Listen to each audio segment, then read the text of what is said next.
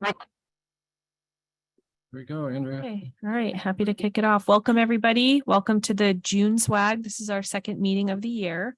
I think what we'll do is we will go around the room and just say who's here. So Brian, why don't you go ahead and start? Okay, I will start. Brian Getz, Director of Water Resources. I'm Vince Lombardi. I'm a city councilor. Mason Caceres, Water Quality Analyst. Rosalie LaPresto, Water Commissioner, Rye Water District. I'm Dave Muse. I'm a state representative, Portsmouth, Newcastle, and Newington. And I'm Abby Bline. I'm a postdoctoral research fellow with Silent Spring Institute and Northeastern University. I'm Andrea Amico, City of Portsmouth resident and a co-chair of the swag with Brian. And I believe that we have Kim on the line, Kim McNamara, joining remotely. And we do have a few members that couldn't make it tonight. So, and we have one on the way. So I think we're good to go ahead and get started. I do just want to introduce Abby quickly. She is from Silent Spring and Northeastern, and she will be providing us an update tonight on PFAS, the proposed EPA PFAS MCL. So thank you, Abby, for joining us, and we'll look forward to hearing from you later. So Brian, do you have my slides? I was just going to show the agenda real quick. All right. Go to the next slide, please. And just so we can all see, here's the plan of attack for tonight. It does look like a lot, but I think some of the stuff will move through more quickly than others. So really looking forward to hearing from the folks that are going to present to us tonight and just having more of a discussion and giving some updates. So with that, we're going to turn it over to Brian, who's going to provide an update on the water supply and the master plan. Okay.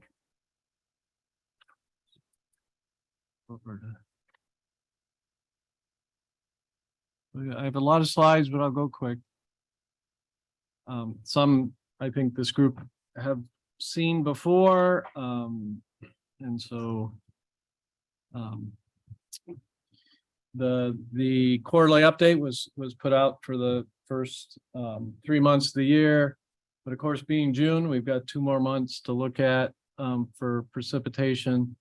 So you can see on this chart here, January through May. I need to update those. Those are April and May of this year, and then June of last year through December. So we are tracking fairly good and a lot better than we've been in past years as far as precipitation. So near average, and we had a fairly wet, as you can see, December and January were both really wet, and there were actually some rains and the ground wasn't frozen, and all that meant the water infiltrated in the ground. So our water wells are doing really good. This is the reservoir. You can see the 2 big droughts and then the almost drought last year, which did end in July when we started getting a lot of rain, and we've sort of been on an average pattern ever since. Our Collins well is moving along, so we are ready to submit our pump test report. And once that is in the hands of DES, we do expect them to approve it, and then we can move into design of those well upgrades. And the Little Bay water transmission main, I know Council Lombardi asked me the other night. We had a public hearing on our permit for the wetlands. That went very well, but it looks like the window of time to get this out to bid in June has really passed us, because we needed all the permits in hand essentially June 1.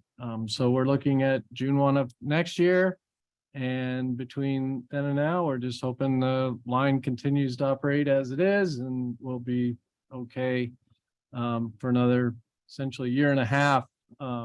But we should, by June of next year, definitely have all the permits in hand. We do have the land that we needed as far as all the easements and all the access. So we're good there. Just had a meeting yesterday with Dover and the engineer that's working on this interconnection between these 2 systems, and this project's moving along very well. We did get Senator Shaheen $3.5 million to help fund the pipe on the bridge, which is great. And this project should start. They're gonna go to bid this fall, but ironically, I guess it takes 2 years to build this bridge. So the bicycle pedestrian bridge, because a lot of the work they have to do apparently is going to be slow because of trying to maintain what's already there. The treatment at Pease continues to be quite successful. We mentioned before the meeting started, we did change out 6 of these resin filters have new resin in them, but they were not at full capacity yet. We just want to start changing them out to get on a cycle that annually will change out a few filters. But over nearly 400 million gallons of water treated since this system has been online 2 years ago. Here's our running averages for the PFAS compounds and the 4 New Hampshire regulated compounds, but these do include a number of the ones that are currently being looked at for maximum contaminant levels from the EPA. The higher wells at the moment are the Portsmouth, Collins, and Greenland a bit, but Greenland does tend to drop off when there's more water, as you can see from this. So those wells are, on the cusp. So just a couple weeks ago, Al and I, with Suzanne Woodland, our deputy city manager, we received a reward from DES for our source water protection efforts. So this is us with Commissioner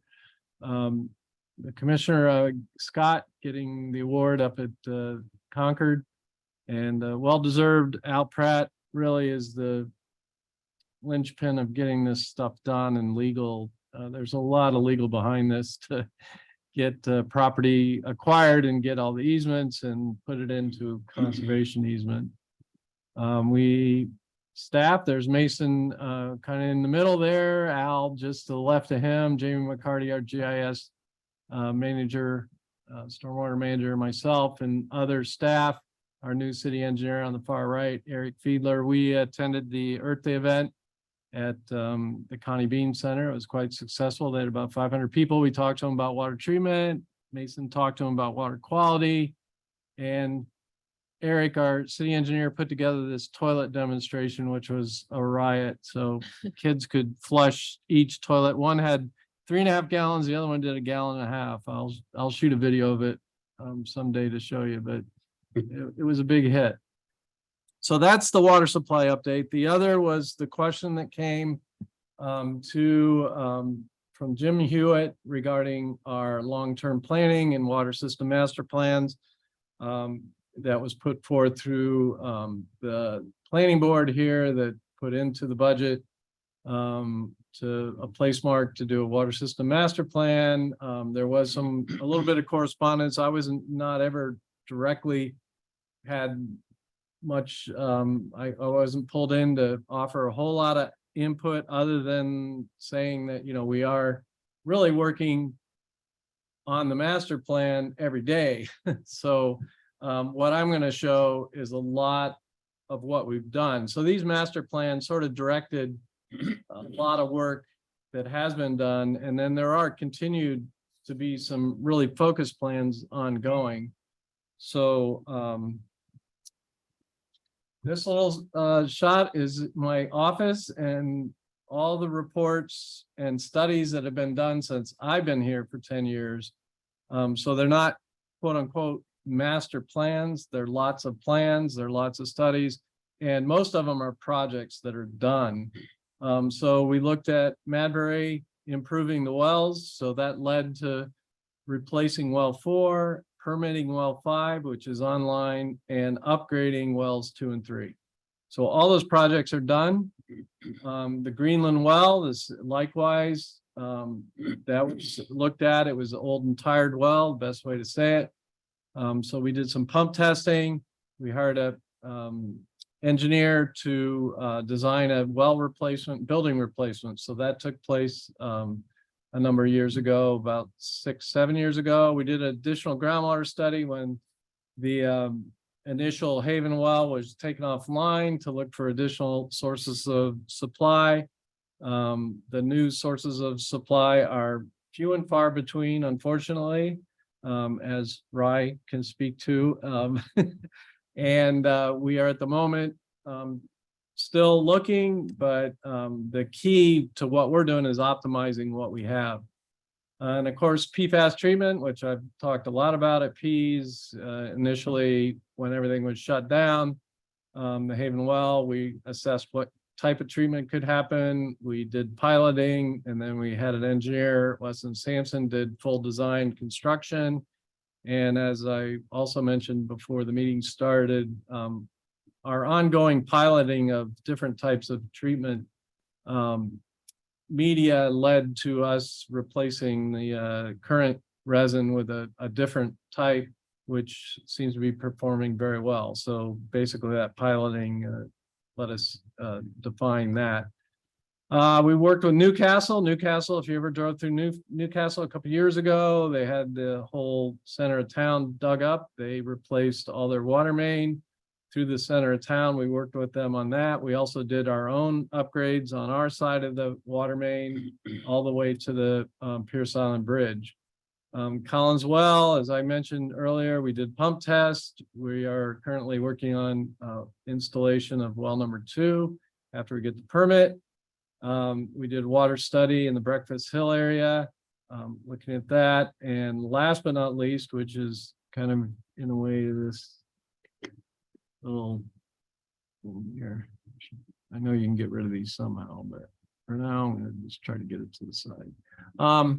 Lafayette Road Southern Area System. So this is actually a master plan, but it's a master plan for the southern part of the water system. So it's essentially about 1/3 of the water system, but it's an area where we have a very large tank that does get turnover, but we're looking at ways to improve that. We're looking at possibly putting fire pumps in.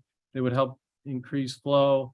If there were fires down there, we're going to look at pressure. So that study, we've got 50,000 we got from the state, and then we have 100,000 of our own money. So we have $150,000 to put towards that.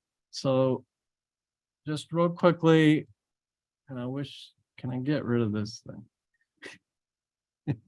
Who knows how to get rid of this? I'm going to move it.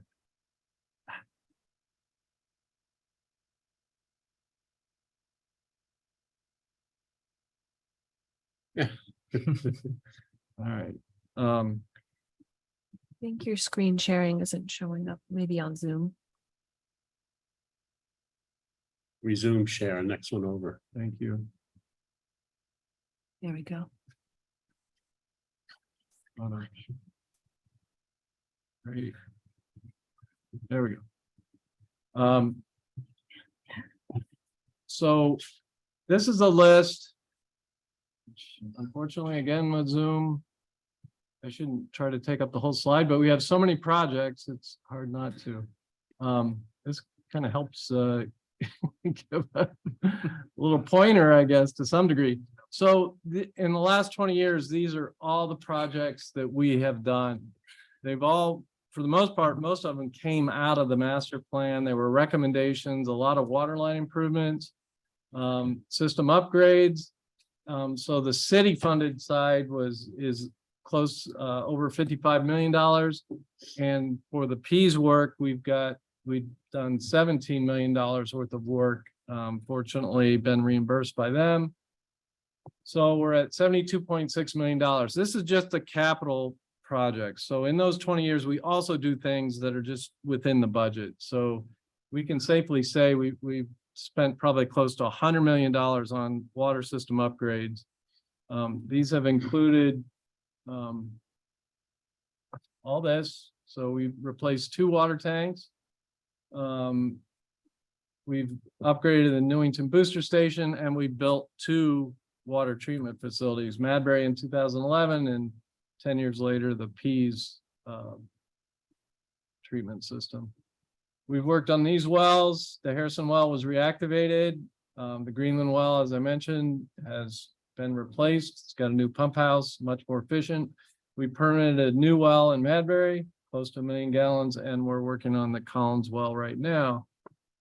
On the pipe side, we put 42 miles of pipe in.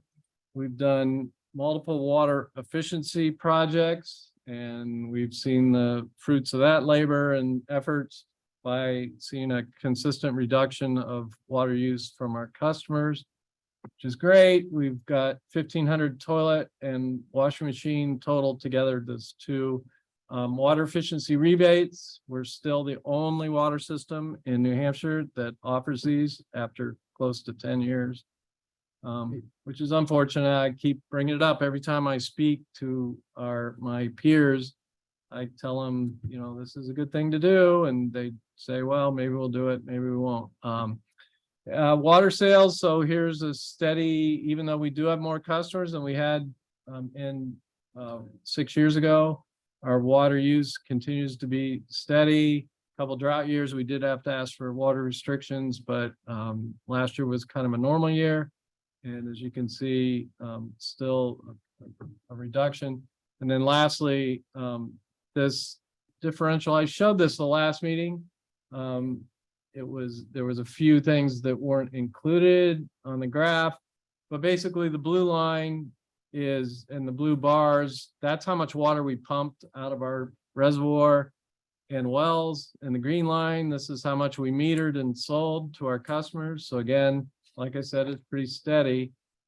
The orange is the differential of that green, because the green does include flushing and other things we can account for.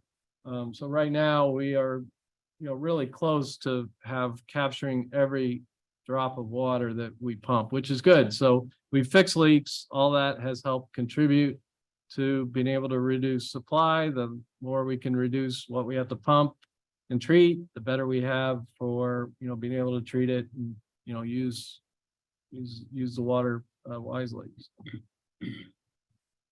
Quick question for you. Yes. Is the supply based on the demand, or is supply sort of maxed out where we're at? Like, what is the differential? Oh, between how much we have. Yeah, because I mean, it's a 0.16 differential right now, but I mean, is that just because, you know, you're keeping up with what the demand is and sort of keeping track of that? Or are we maxing out? Like, is there, like, God forbid, the demand were to shoot up Right. higher than that? What would, No, this orange is actually the water lost through leaks, okay, pretty much. And so we don't lose that much water through leaks anymore. The supply, so we used to average 4.5 million gallons a day. We're down below 4, around 3.6, 3.7. We have, like today, if we turned everything on today, we have over 8 million gallons of water available. okay, So that could be an additional. We do have other graphs. I mean, there's only so many you can pull up and get busy with on presentation, but yeah, that's a good question. So Okay. like today, some of our wells didn't turn on today. A day like today, fortunately, people don't run their irrigation systems like they used to see them in the rain all the time, and now you don't. A lot of people have sensors and people are just more conscientious about it. So that's good. And, you know, right, I think our peak day so far this year has been a little over 5.5 million gallons of water. So, okay. right. Any other questions? I have a quick question. to Sure. follow up. So when you say we have like approximately an 8 million gallon capacity, does that include the peas stuff too? Are you Right. combining the two systems? Okay. Yeah. I mean, we can break it down. No, So- I was just curious. Yeah. And which we do, it just, there's Rich. You continue, Ma? Okay. Welcome, Rich. We can promote you to panelists, which we'll do. Okay, so I will turn it over to Mason. One quick question. Sure. Yeah, um, I'm curious about where, I mean, what you think as somebody who spent a good chunk of the last 10 years of his life trying to remediate the PFAS contamination over at Pease, what you think about the possibility of a jet fuel terminal going in, and what I understand is a place that could leave the watershed pretty vulnerable if there's a leak. And I'm curious if there is something like that that does happen, what would it do to the treatment system? What impact would it have on the treatment system? What impact would it have on the water supply? Well, we would have another responsible party, number one. So if we had to have different treatment, they would have to, pay for that. The carbon filters do handle, if there was a contaminant, they can take care of that for the most part. We've attended those meetings and commented on that, so they have to have, full protocols of, double line tanks, monitoring, spill response plans, the whole 9 yards. Mhm. Which, to be honest, isn't, there's gas everywhere. A lot of people showed up at this meeting in a car, so cars drive by our wells all the time. We have cars right as we speak driving over the causeway or the road. Route 9 crosses our reservoir, so we're constantly, vigilant of that. And there are, there's planes out there full of fuel. That is a concern.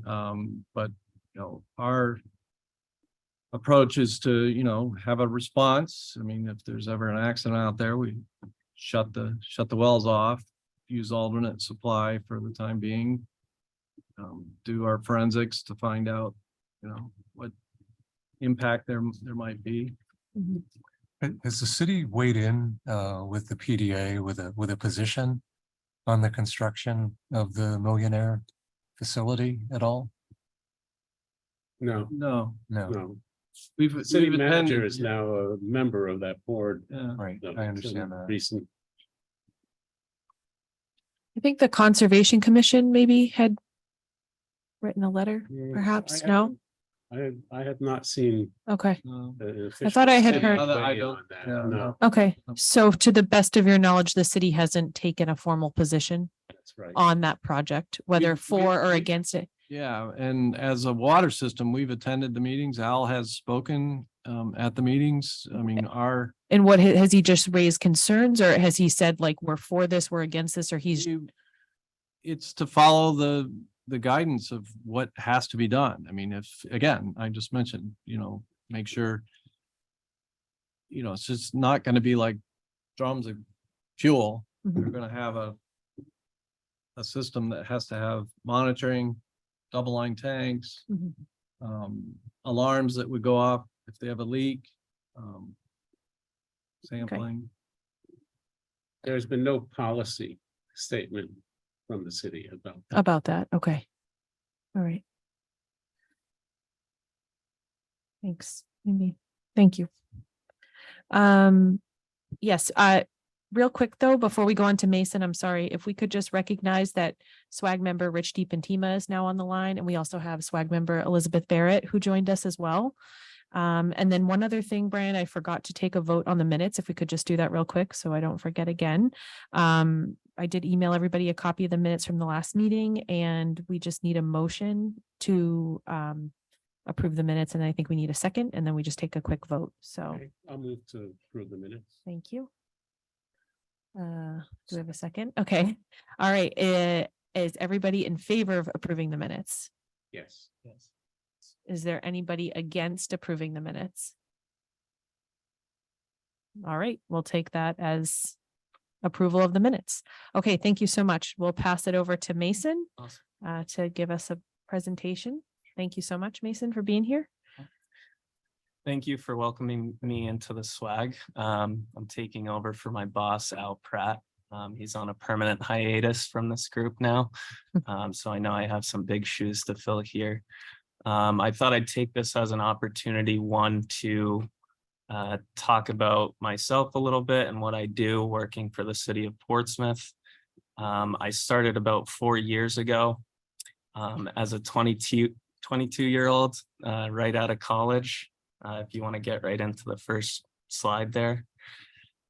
So I graduated from the University of New Hampshire with my bachelor's degree in environmental science, with a couple internships that I had the chance of doing there. I received a grant to carry out some research within the Plum Island estuary, which kind of led me into this water quality path. When I started for the city of Portsmouth, I had no idea that I was going to be roped into all this, and this is now going to be my full-time gig till the end of time. So Welcome to the it's, club. yeah, it's become a newfound passion for sure. That's good. So yeah, my background in water quality testing at UNH, I worked at a water quality analysis lab under Bill McDowell, where, you know, I learned a little bit more about water quality there, and then led right into the city of Portsmouth back in May of 2019. Over time, I took a little bit of interest in the operations side of things as well, and took it upon myself to obtain my grade 2 treatment and distribution licensures as well. So yeah, if you want to go to the next slide.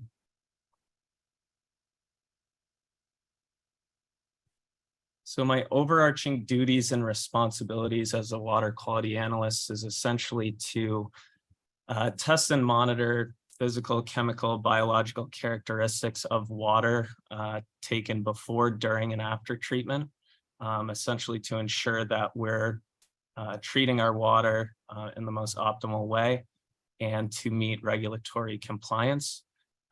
This applies to both the Portsmouth water system as well as the Peachtree Port water system. I also calibrate and maintain the in-house and the benchtop analyzers that we use for this testing. That are the inline analyzers that I'm referring to are continuously monitoring concentrations of water quality data that then ties back to SCADA. But sometimes, you know, it takes some maintenance to keep those in line and working properly. I record and track all of this water quality data taken throughout the year, and I use it to compile into the annual water quality reports. Just recently, in the past year, Amy was responsible for the formatting and design of the annual water quality report, so I've taken that on as well. Again, this is just a brief rundown. It's going to seem like a lot, but I'll try to keep it to 10-15 minutes just for the sake of time. So we'll dive right into the sampling and testing.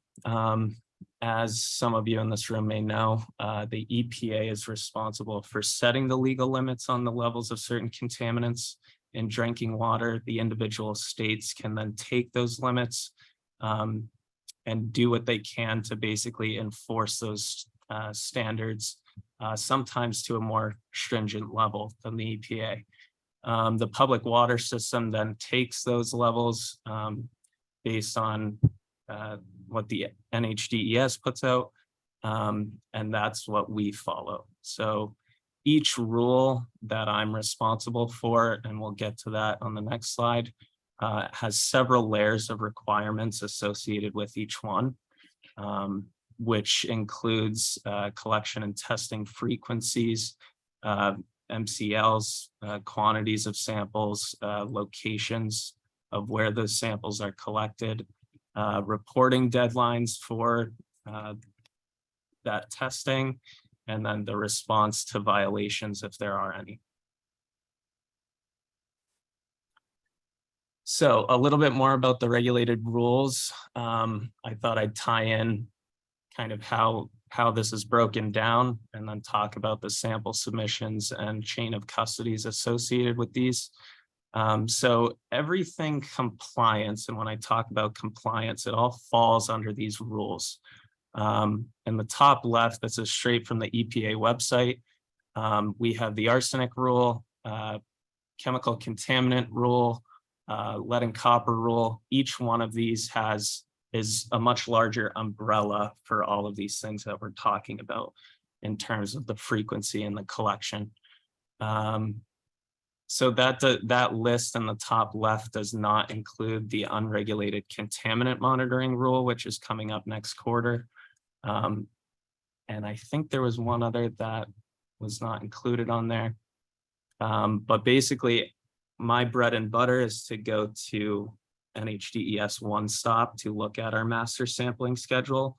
And it breaks down all of these rules for us in terms of when the samples are due. And so in the top right, it's an example of things that I set up within the lab space.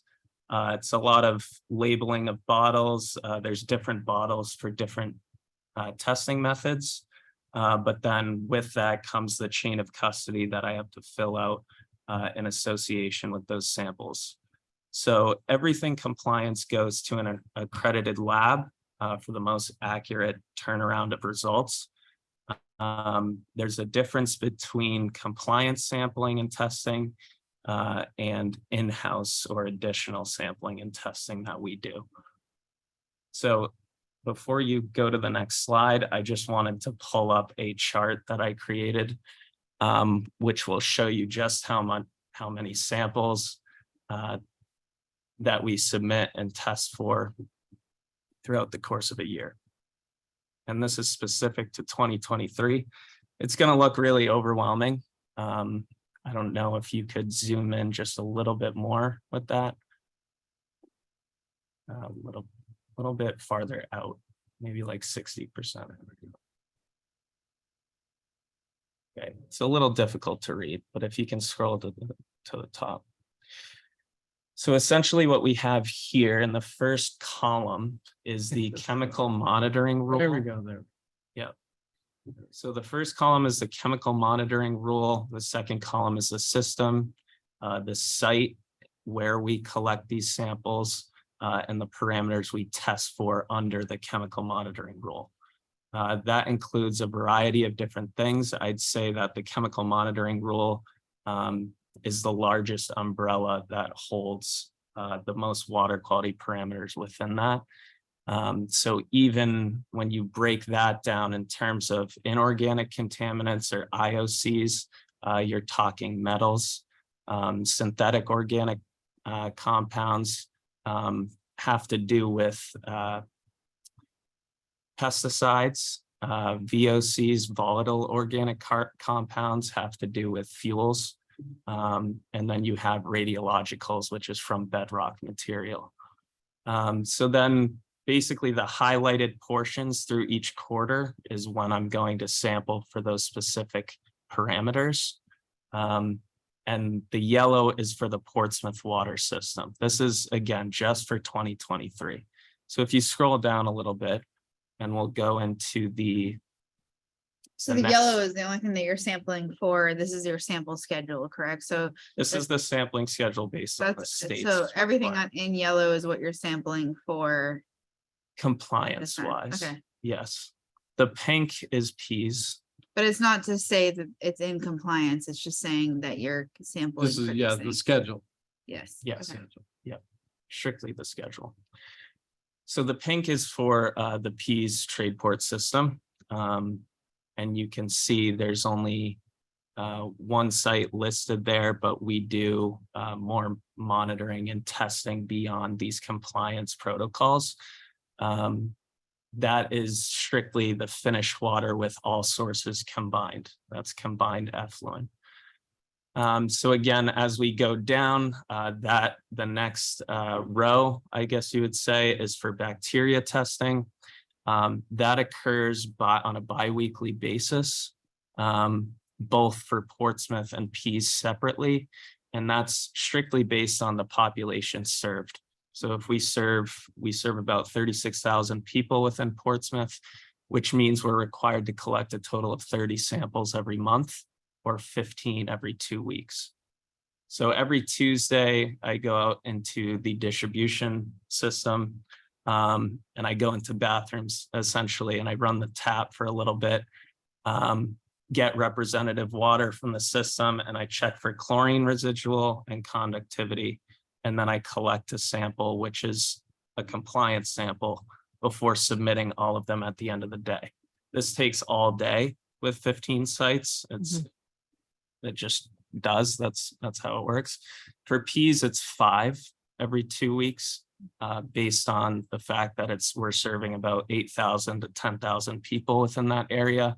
And then Newcastle is a much smaller system. It's not, we're serving them water, but technically they're a consecutive system. So that's only once a month, and that's in blue. The green is in-house sampling, additional sampling beyond the compliance side of things. So every single month, I go to every source throughout each system and I collect a sample for bacteria testing within our lab space. And there's a different method that we use than the accredited lab. The accredited lab is essentially doing a presence and absence. If it comes back present for total coliform, then there's a protocol to that because it's compliance. And essentially we have to go out to every source anyway, collect from there, see where it might be coming from, but then also go back to the site where we had the hit of bacteria and so on. I could keep going on with just that one rule, but for the sake of time, we won't. So again, like I said, every month, we not only collect from every source, but we collect throughout the treatment system in Madbury as well. That includes raw water, the water coming into the plant, the dissolved air flotation basin to see if more is being removed and that's working properly, but then also the filter effluent and the finished water as well. So that's every month. We're not necessarily required to do that, but we like to do that. Do you collect Newington as well? You didn't mention them, like, Yeah, You so go to there are Pease, two Newcastle, sites okay. within Newington that fall under the compliance sampling sites. okay, And so again, that's every 2 weeks that I Okay. go out there. thank you. The next thing is water quality parameters. None of this, that whole highlighted section, that's non-compliance or in-house testing. Essentially, that's something that we take upon ourselves to basically see if our corrosion control program is working properly. It's mostly general water quality parameters such as pH, alkalinity, conductivity, temperature, iron, manganese. It's quite an extensive list. And that's done every quarter from all of those sites within Portsmouth, Pease, and Newcastle as well. Then we have total organic carbon every month. That is a regulated thing. Basically, there's a % removal that we have to meet between the water coming into the facility and what's leaving. TOC is total organic carbon. It's a very good indicator of our treatment processes in relation to organic matter, essentially. Then we have fluoride, which we do on a weekly basis. And we've received an award actually the past 3 to 4 years in a row for reaching that optimal level of fluoride, which is 0.6 to 0.8 milligrams per liter.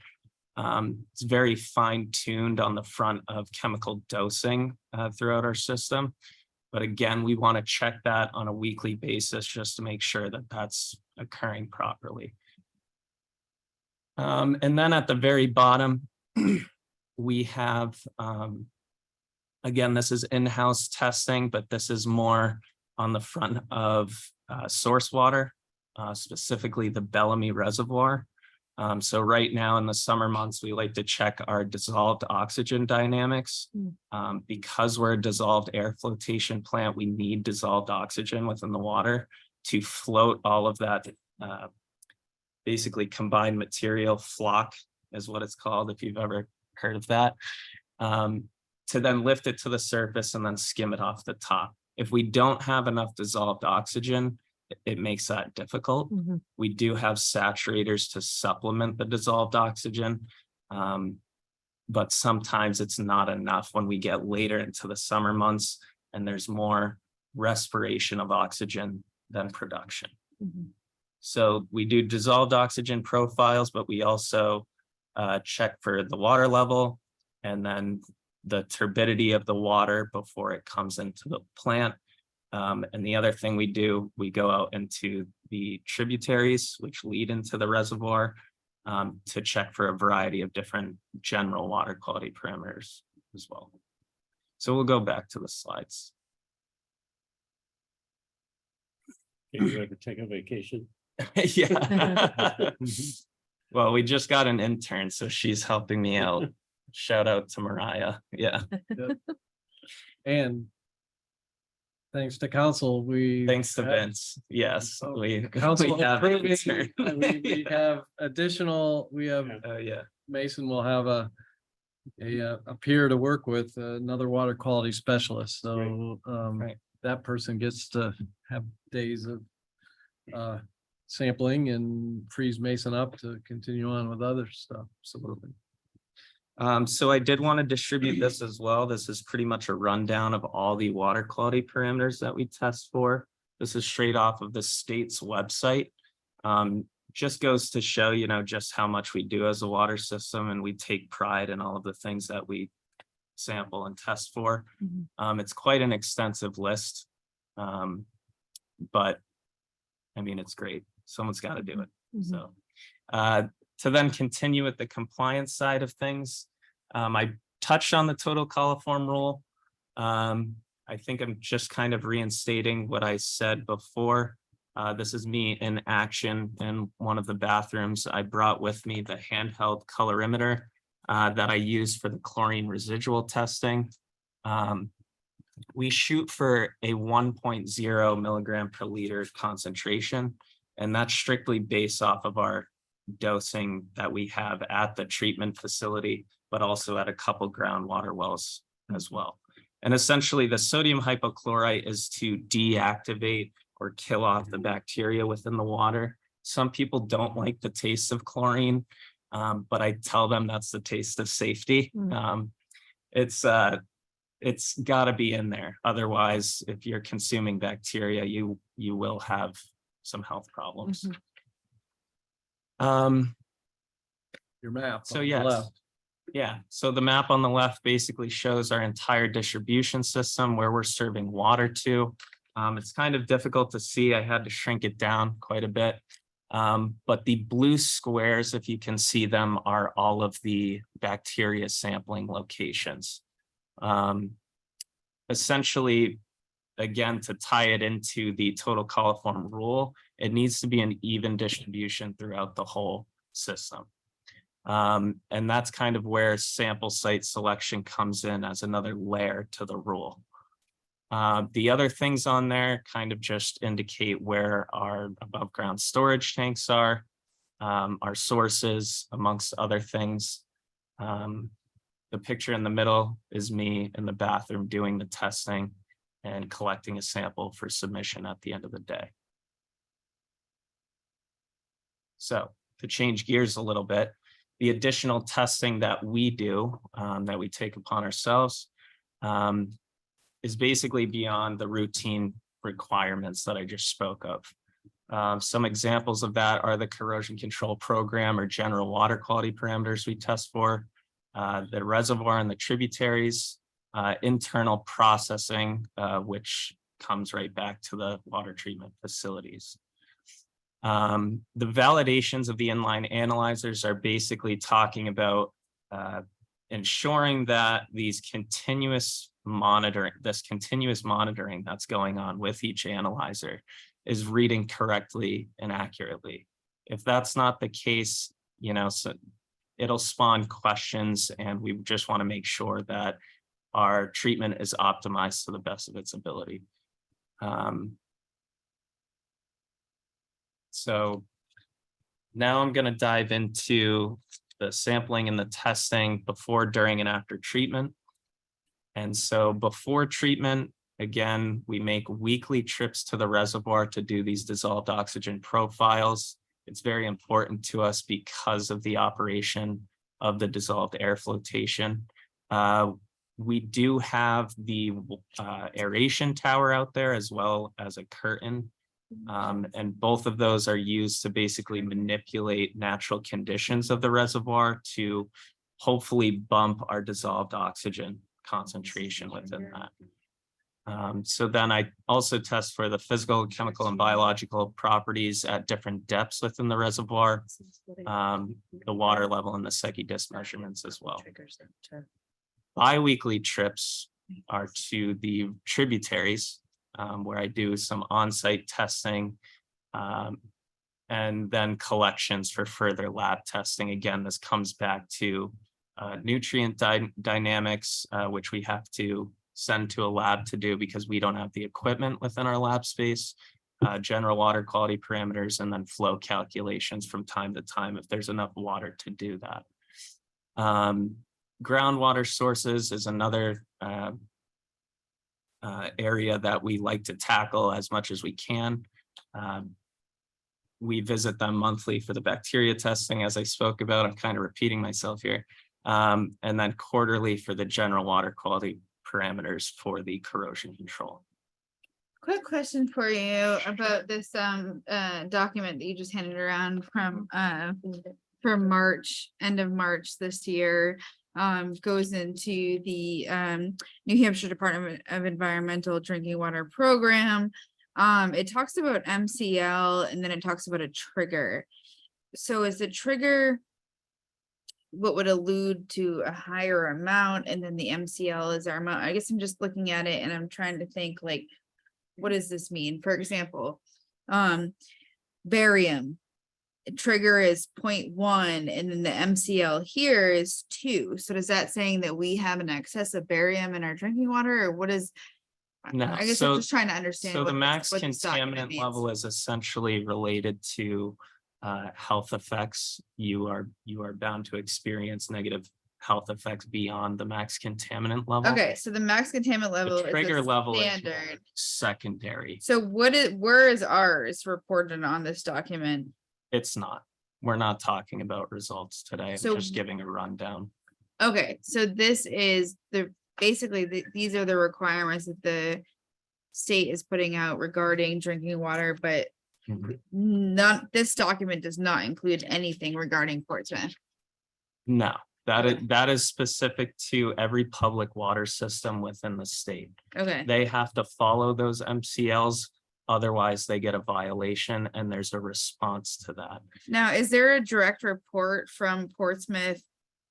After, like, in relation to this document, like, is there a Portsmouth report that says E. coli this amount, aluminum this amount, barium this amount, as it relates to what the standards are? Do we have something like Yes, that? so Okay. basically everything that's included in these water quality reports that we push out every year will include all of that information. Okay, If it's not listed in the data table within the water quality report, it's non-detect. It's been read below those levels that you're seeing on that list. okay, Essentially, that is a part of a compliance rule Okay. based on the consumer confidence. so report. you're handing this out just to show, like. Just to what show Kansas just looks how many for? things we test for. Okay, Yes. okay, all right, Yeah. thank you. And there's different frequencies and quantities associated with those. Okay, thank you. Oh, sorry, So, just curious, in addition to the annual report, are the like quarterly sample, that gets reported on One Stop as well, typically, like Yes. as it's coming out? It so does. That's accessible Yeah, there as so well? I should have mentioned that when I had the slide of One Stop on there.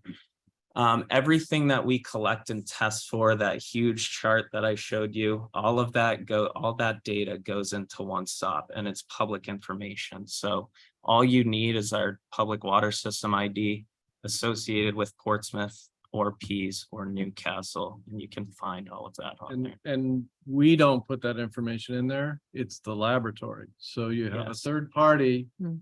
so not until it goes on One Stop do we get the results. So it's, it creates, that's everybody. I mean, Mhm. that's Mhm. all regulated water systems that do that. Sometimes you have to track down some of that data because the turnaround times are not Mm-hmm. happening as quickly as you think they will. Mhm. So that's a part of the job as well, is to ensure that everything is uploaded when it should be. Mhm. Which can be difficult from time to time, but people are busy. So to bring it to the during treatment side of sampling and testing, essentially this is strictly referring to the Madbury Water Treatment Facility, which is where I work. And the purpose is to actively track internal treatment processes as they occur to confirm optimal chemical dosing and analyzer accuracy. So the operators, not me, but the operators do daily checks throughout different points in the facility to ensure that we're treating our water properly, which includes what I listed here: pH, alkalinity, turbidity, dissolved oxygen, conductivity. There are meanings to these things that I could dive into, but it would definitely take some time. Essentially, we want to make sure that the chemicals that we are dosing are at the right rate. And in association with that, some of these parameters can bump up or drop depending on how well we're treating our water. And we just want to be within this optimal range. And that's why we test on a daily basis.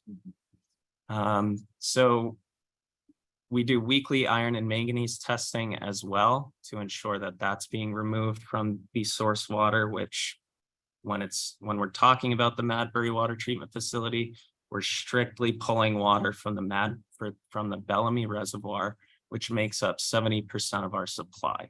The 30% is the groundwater. So then we also do the monthly bacteria checks and the total organic carbon and alkalinity testing, which fall under compliance protocols. And I already talked about the TOC removal. After treatment is basically when it goes out to consumers. It is now within the pipes leading to homes, but also our above ground storage tanks. We test at various locations throughout the distribution system, whether that's compliance or not, to get a final picture of the treated drinking water we serve to our consumers.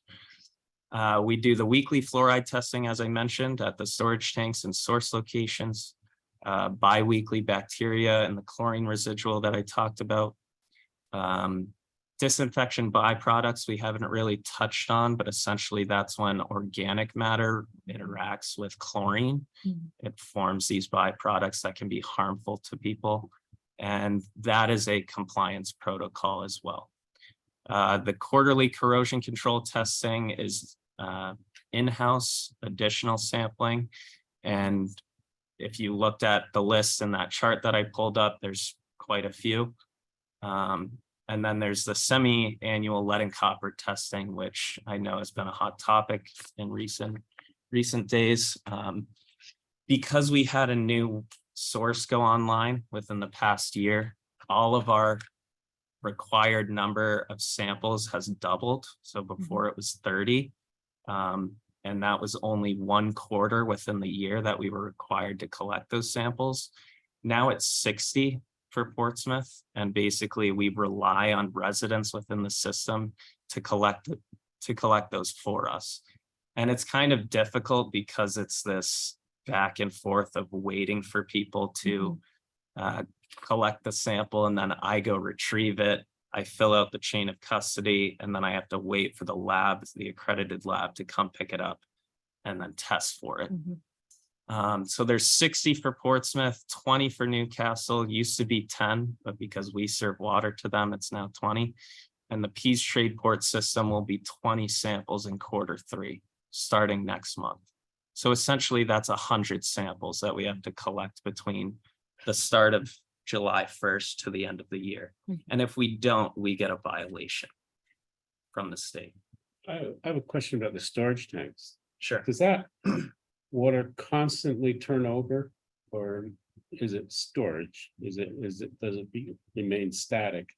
It depends on how often we're filling it, and depending on usage basically throughout the system. So They also create pressure, is that right? yes, they do. Yeah. That's the main main- purpose of an above ground storage tank, but also to provide extra supply. Mhm. Best way to think about it is like a bladder tank. They go up and down every day. So that's how you get turn. But then there's also seasonal variation. When you go from winter to summer, you're gonna have the cold water heating up, and then you're gonna have this convection within the tank. Where are the 60 different locations for It's lead and copper testing? next slide. Okay. So it's on the right hand side. And again, this was kind of difficult to blow up on PowerPoint, but essentially that in the upper right-hand portion, kind of the clustered area, and then the southern end are all Portsmouth water system samples. On the left, in the Pease Shreveport area, that is strictly isolated to Pease. And so we do have more than this on our current active list through the state. Basically as backup in case we don't get enough from these residents here.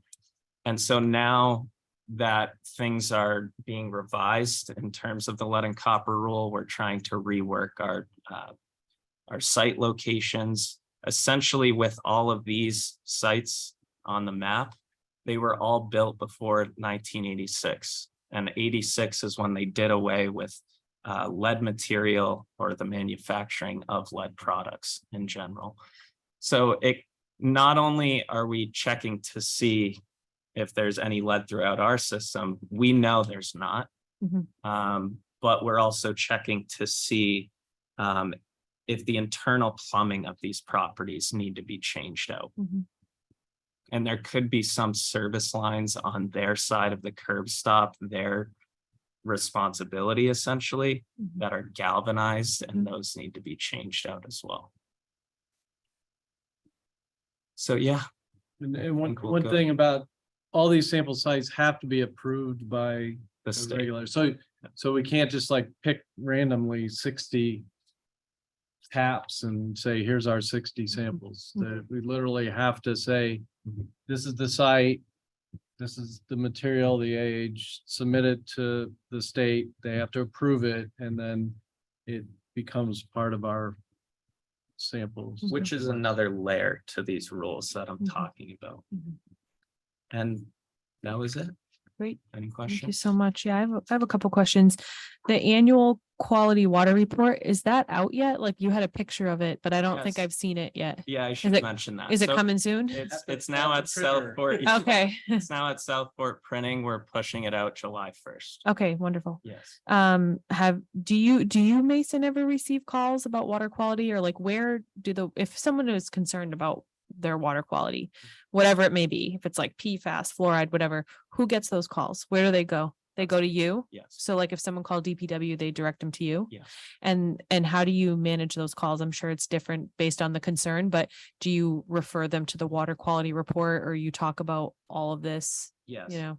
I talk about some of this. I try to break it down to the point where people will understand what I'm talking about, because again, like I said, it's so easy to get into the weeds on this stuff. Essentially, if they're very concerned, and I can sense that they are, regardless of that, actually, I do offer up me making a site visit to their property. Okay. And that's how it typically goes. I do some on-site testing at their property, which includes chlorine residual, chloride, orthophosphate, conductivity, basically anything that I can do with a handheld analyzer, Mhm. I do there. But then I collect a sample and I bring it back to the lab for further testing. Mhm. Okay. But then I also write up a report after I receive those results. And I send it to that person directly Okay. and wait for any questions that they might have. Mhm. So it works out every single time. It's Yeah. been a handful of times since I've started here that people have complained. And to Complain tell you about what though? Is it like the chlorine taste or? yeah, it can, yep, the chlorine taste is a big one. Another one is they're seeing this black substance and it's mold, Mhm. and it's usually, I hate to say it, it's older people who kind of just, hang out at home and notice things more Mhm. like that. And so typically I will respond and I won't get a call back after I send them the report. So Okay. either I did my job well and they don't have any more questions, or Yeah. that's it. But have you had anyone call and ask about PFAS? Because I'm assuming you're not going to go out and test the tap for PFAS. You would just share the data that we already have in the Yes, city so- and. So that's when I then refer them to One Stop Okay. or our water quality report, which Okay. holds all of the One Stop data within it. Great. Yeah. Thanks. Those samples, if we were to test for them, cost about 500. Right, Yeah. right. Okay. I understand that your report's being published and you're working on that, but is there anything that's like alarming or more so like has jumped out at you as it relates to water quality exceeding certain levels in regards to the health effects on children? I would assume health effects obviously affect children more so than adults. You know, I know the schools have been asked to include lead testing Mm. on their kindergarten forms now, and but it's sort of the school department's kind of, you know, their school board's like weighing whether to do that or not, or whether it's necessary and whatnot. But I guess I'm just wondering if there's anything that's jumped out at you prior to this report going out regarding anything that might be over certain levels and may cause certain health effects. In short, no. Okay. And strictly because we base everything off of these max contaminant levels that the state has set for us. Mhm. And we are nowhere close to the MCLs, and we're in compliance, and you can see that, and you will see that within the water quality report. Mhm. And as you mentioned, you mentioned about black mold. I mean, I live in an older building, I live in an apartment, and it's constantly coming through the pipes.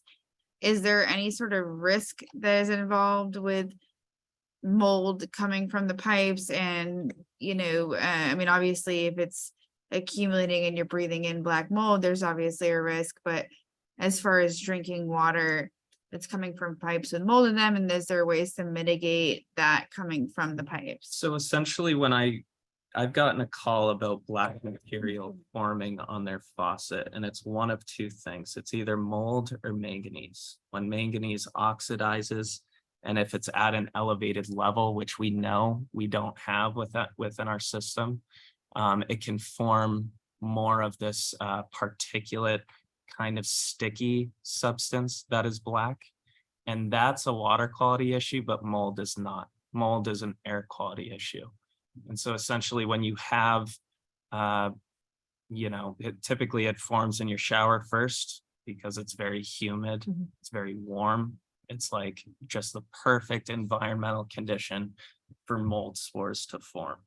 And it is hard to get rid of, but essentially it takes chlorine, like bleach, Mhm. to get rid of that. And if it keeps coming back, it's a ventilation issue within your home.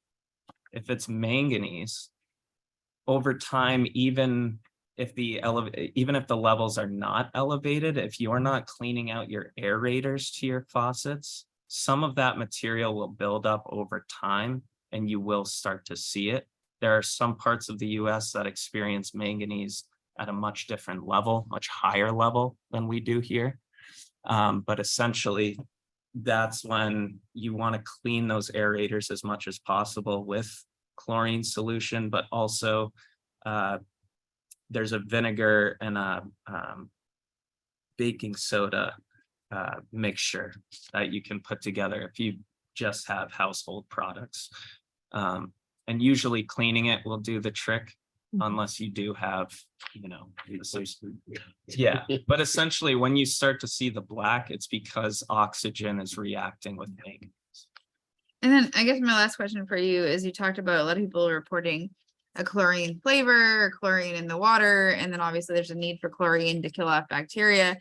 On here it says chloride, certain levels.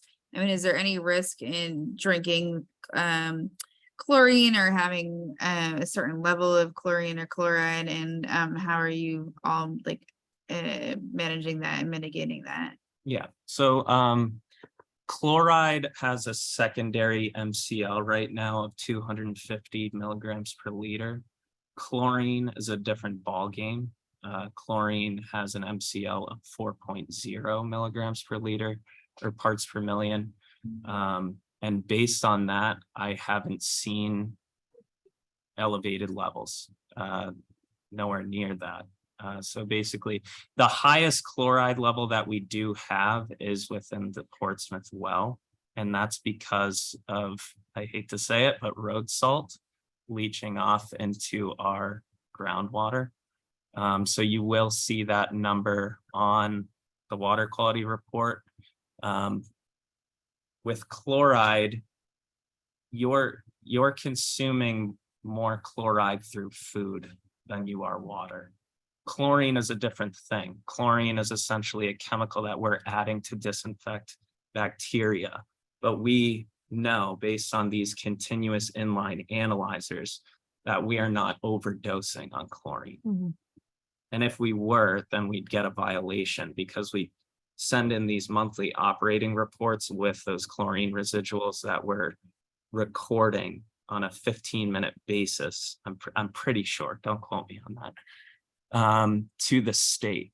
And then the state will see those numbers and basically slip us the violation, which demands public response and press release and Mhm. stuff like that. So. I just have a question about the sampling locations for the bacteria. You have like a pretty set spot. Do you ever change that up like every couple of years? Do you switch it up a little bit within the distribution, or it's always the same spots every time? The state likes us to keep it the same, and the Okay. reason for that is because if we switch it to a potentially dirty sample tap, we did have a site at one point, it wasn't when I was here, where it was out of a maintenance garage. And so all it takes is you swiping the cap of the bottle to then have a hit of total coliform bacteria, if there is any present on your hand. With the site selection, we like to keep it the same. The only time that it did change was throughout COVID, and it's Okay. because places shut down. Yeah. And I wasn't able to get in there. So we were our hand was forced in that direction. Mhm. If I do show up to a site and it's shut down because of a snowstorm, for instance, which happens, we have to call the state Okay. and basically tell them that we're going to sample. You have to pick the closest location to that. Okay. And essentially it just comes back to the chlorine dosing Mhm. within that area. And we just want to keep this even distribution throughout the system. Okay. Yeah. Great. Thank you very much. Andrew, I have a question. Oh, sure. Go ahead, Rich. I actually have a couple of questions. If I can get them in. First question is on the lead and copper ruling for residential sampling. Do you instruct the individuals in the residential sampling to get the first draw in the morning on for the sample for lead and copper? Yes, we do. So essentially I compile all of these kits. It's a Ziploc baggie with the sample bottle, sample instructions, as well as a collection form that we use for our records, just to make sure they haven't changed out any of their internal plumbing within recent years. But yes, a lot of these people have been on the site for quite some time and they sample year after year. With new folks, we do drop off these kits with the sample instructions. Sometimes I'll get the call asking, what is this about and why do I have to sample? But usually when I talk them through it, it's essentially just the 6-hour stagnation period where you don't use any water for a total of 6 hours. And before you turn anything else on in the morning, you use cold water as a first draw collection. And essentially that's the worst case scenario if you were to have lead in your internal plumbing, and that's what we're testing. And you'll also see that data on the water quality report. I thought the hot water pipes had lead more than the cold water pipes in. Isn't that what we learned last time? That it was the So it's you could hot have, water pipes had more lead in them than the cold water pipes. I think there's maybe a higher chance of corrosion with hot water, but also at the same time, the hot water is passing through your hot water heater. Right. Yeah. And if there's any built up material within there, it's just not going to be representative Yeah. of what Hot water's not consumed as well as Yeah, cold water. you shouldn't consume People hot drink cold water, water. the tap for that reason. Uh, So a lot of people don't know that. Yeah, that's why I thought that hot water was like the worst like possible scenario, like the best testing thing, because it would give you the worst possible scenario, but. Yeah. Um, People make their coffee with cold water in the morning, not hot water usually. The second question I had is relative to the disinfection byproducts, of particular chlorination. Have we ever considered the use of ozone as a disinfecting practice rather than chlorination? It's a very expensive form of treatment Right. to and- essentially pawn it off as that. We just don't have enough money to, You still need, if you ozone, that's at the source. Rich, you still need something in the system to protect the pipes, from, so it could be out the door, it's treated and clear, but we have 200 miles of pipes. And so the water's traveling through lots of, lots of pipe before it gets to some customers. So we do need the chlorine is good for that because it remains throughout the distribution system, for that. Last question, and this might be more of a question for the Conservation Commission, but what have we considered, and this is pretty new information, the recent Supreme Court decision on the EPA regulation relative to control of groundwaters and wetlands, that the Supreme Court has ruled on that the EPA exceeded their authority in terms of groundwater protection and wetlands that were not directly related to a water system like a lake or a river or stream or something. We'd have to, I know that, I'll speak to that one. I know that rulings come out, but drinking water source protection was not affected by that. So, we have other rules and parameters we follow for the drinking water source protection, Rich. Would that be an issue for the Conservation Commission in terms of groundwater protection, which eventually may Perhaps, become? yeah, I've probably better directed to them. Okay, thank you. All right. Great, thank you. Thank you very much. Can we pull up my slides, please? Thank you. And then we will go to the next part of our agenda is swag membership. I don't know why some of the text is not there. But yeah, I wanted to just briefly review the structure of our membership. So what you see on the right is the swag overview document that the original swag drafted back in 2020 and was adopted in 2021.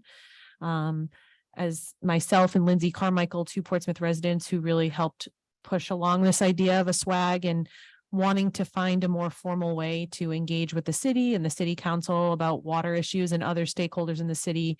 The swag was formed and we had a vision of kind of a diverse group of people on our swag and diverse group of voices. And so this is the makeup of our original swag, and you'll see that there's definitely been some change, certainly with the city councilors as we've had elections and different folks who have been appointed here.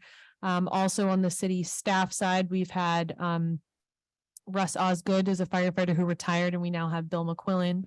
And then on the school board side, Hope Van Epps had stepped down from the swag, and we welcomed Elizabeth Barrett. And we have an opening right now. So Lindsay Carmichael is the Portsmouth resident listed here. She stepped down in about 2 years ago when she moved out of state. And so we now have one open seat for a Portsmouth resident to fill the vacancy. And we currently have a person that we're talking to who's interested. And we learned that as part of our structure, the mayor has to appoint this person. So I just wanted to update folks that we do have a candidate that we are having some conversations with. I talked to this person a few months ago and I need to re-engage to see if they're still interested. But just wanted to let everyone know that there is an open position. We are speaking with somebody and we will keep you posted, and just wanted to speak a little bit about that. Oh, there we go. Okay. Sorry. Not sure why that happened, but yeah, basically just exactly what I said. We have an opening. All right. Moving on to lead. So I will give a brief update, and then Rich, if you want to add anything, as well as Kim. I think Kim was on the line earlier. I'm not sure if she still is, but as we've talked about in this group, we do have a small working group of swag members who have been working on lead initiatives in the city. And I just wanted to provide a brief update to all of you. So quickly, as a reminder, we don't have any lead in our source water, which is a great thing. But there are concerns about lead exposure from the city's old housing stock. And we know from state data that Portsmouth children have been impacted by lead poisoning, and this is completely preventable and has societal impacts on our entire community. So it's definitely something that we should be paying attention to and putting efforts to raise awareness and bring action to this completely preventable issue. Some efforts that our small working group has worked on since we last met is we've had meetings with leaders at New Hampshire DHHS who address lead. So that's Beverly Druin, who you may recall presented to our swag like a year and a half ago. And then also her colleague Gail Gettins. And in collaboration with meeting with them, Kim McNamara from the SWAG and the city health officer, as well as Gail Gettins from New Hampshire DHHS, did present to the Portsmouth School Board in April of this year to talk about an initiative to require students entering Portsmouth Public Schools to show proof of a lead blood test. And that was in conversations with Beverly from DHHS and also some pending legislation, which I'll talk about in a little bit. There was also a town, Claremont, New Hampshire, who also adopted a similar policy. And what that did was it just helped, it helped identify children that do have elevated levels of lead in their blood. And it also helps the schools better prepare for children who may suffer learning disabilities or adverse consequences because of lead exposure. And so there was the meeting in April on that. Another initiative, I can have Rich speak to this, but Rich took the lead on authoring a 2-part op-ed on lead issues. Rich has an extensive history and lead experience working with lead in his former career in Manchester, and he can speak a little bit to that. And there was also a radio interview on Seacoast Currents that Kim and Rich also participated in April. One other thing that I'd like to just mention, and Representative Muse, if you want to add anything, we do know there was a House Bill 342, which did require proof of lead blood testing to enroll in school. And that is actually the request that I believe Kim and Gail Gettins made to the school board. That did pass the House and the Senate. So, so there is an update on that bill and those efforts, which is great. And just the last thing, Brian, I don't know if you or Mason want to speak to the last bullet, but we know that the city did, as part of, you know, our conversations here at the SWAG, the city did put $2,500 in the city budget to offer free tap water sampling for lead to residents. Again, there's no lead in the source water, but there could be galvanized connections or old pipes where people may be leaching lead in those ways. So if Brian wants to speak to that, and then I can turn it over to Rich to add anything. We did, Andrea, we did put that as a recommendation and brought it forward and council approved, so. Great. So do you? Andrea, this Yeah. is Kim. Could I ask Brian a question about that? Oh, sure. We have some in-home daycares. Would they qualify for that residential free testing? I think we'll probably open it up to any customer, but did they not, all the daycare and schools had to test for lead as part of another state program. So they should have. Yes, we had. Well, we used to have 21 daycares, and then we went down to around 13 during COVID. And we were only partially back on, so some may have reopened after that testing.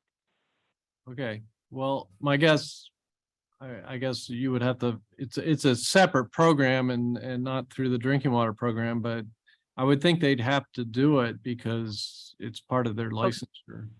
But I'm not sure. Maybe you could check, but yeah, we could offer it up that way. We're going to contract with a lab and tell people that if they want to do the sample, if they're curious about any possible lead in their plumbing, that they get a bottle, which will probably let them pick it up at DPW because the bottles themselves are already, you know, prepackaged and stuff. They do the sampling and then drop it off at the lab for testing. So we'll pay for it. I think we anticipate around $40, $45, $50 samples. So that'll give us, and we would allow the testing up to that $2,500. So, but we have to work on, Thank and this is gonna be, it's a lot of work to, as Mason said. So we have the money in the budget, so it won't be July 1 that we actually have everything ready to go. It'll probably be something over the winter that we, when maybe we get a little bit of downtime and we have additional staff for Mason, and then we're able to put the program together, offer it out there, and then let people, do the sampling. It'd be great too if maybe this small working group can work with you all too to talk about how to get the word out about it and stuff like that, and how to promote it when you're ready to receive people. Yeah. So that'd be great. Great. Great. And then, so yeah, I guess, Kim, you're on the line. I know you had emailed me some updates, but if you want to go ahead and share the updates that you have, and then also give Rich an opportunity to share any updates he would like as well. We'll start with Kim and then move to Rich.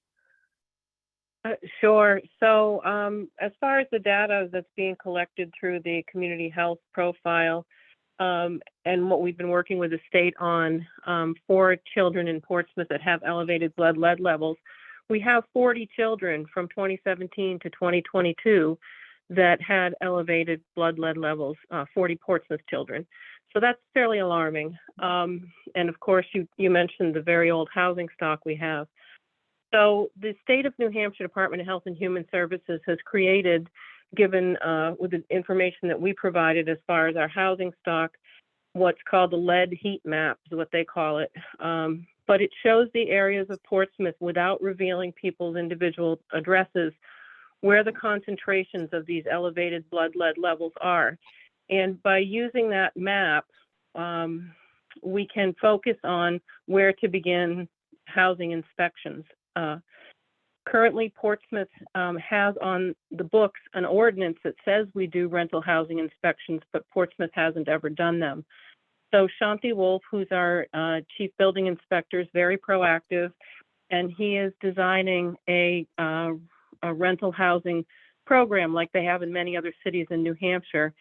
And the thinking is, although it's not fully developed and rolled out yet, and of course we'll have to get the proper approvals, but the thinking is that lead inspections will be part of the overall housing inspections, and there will be a certificate of compliance issued when apartment buildings meet or pass their housing inspections, probably on a rotation of every 3 years. That's generally what Manchester does in Nashua, I believe, and some other cities.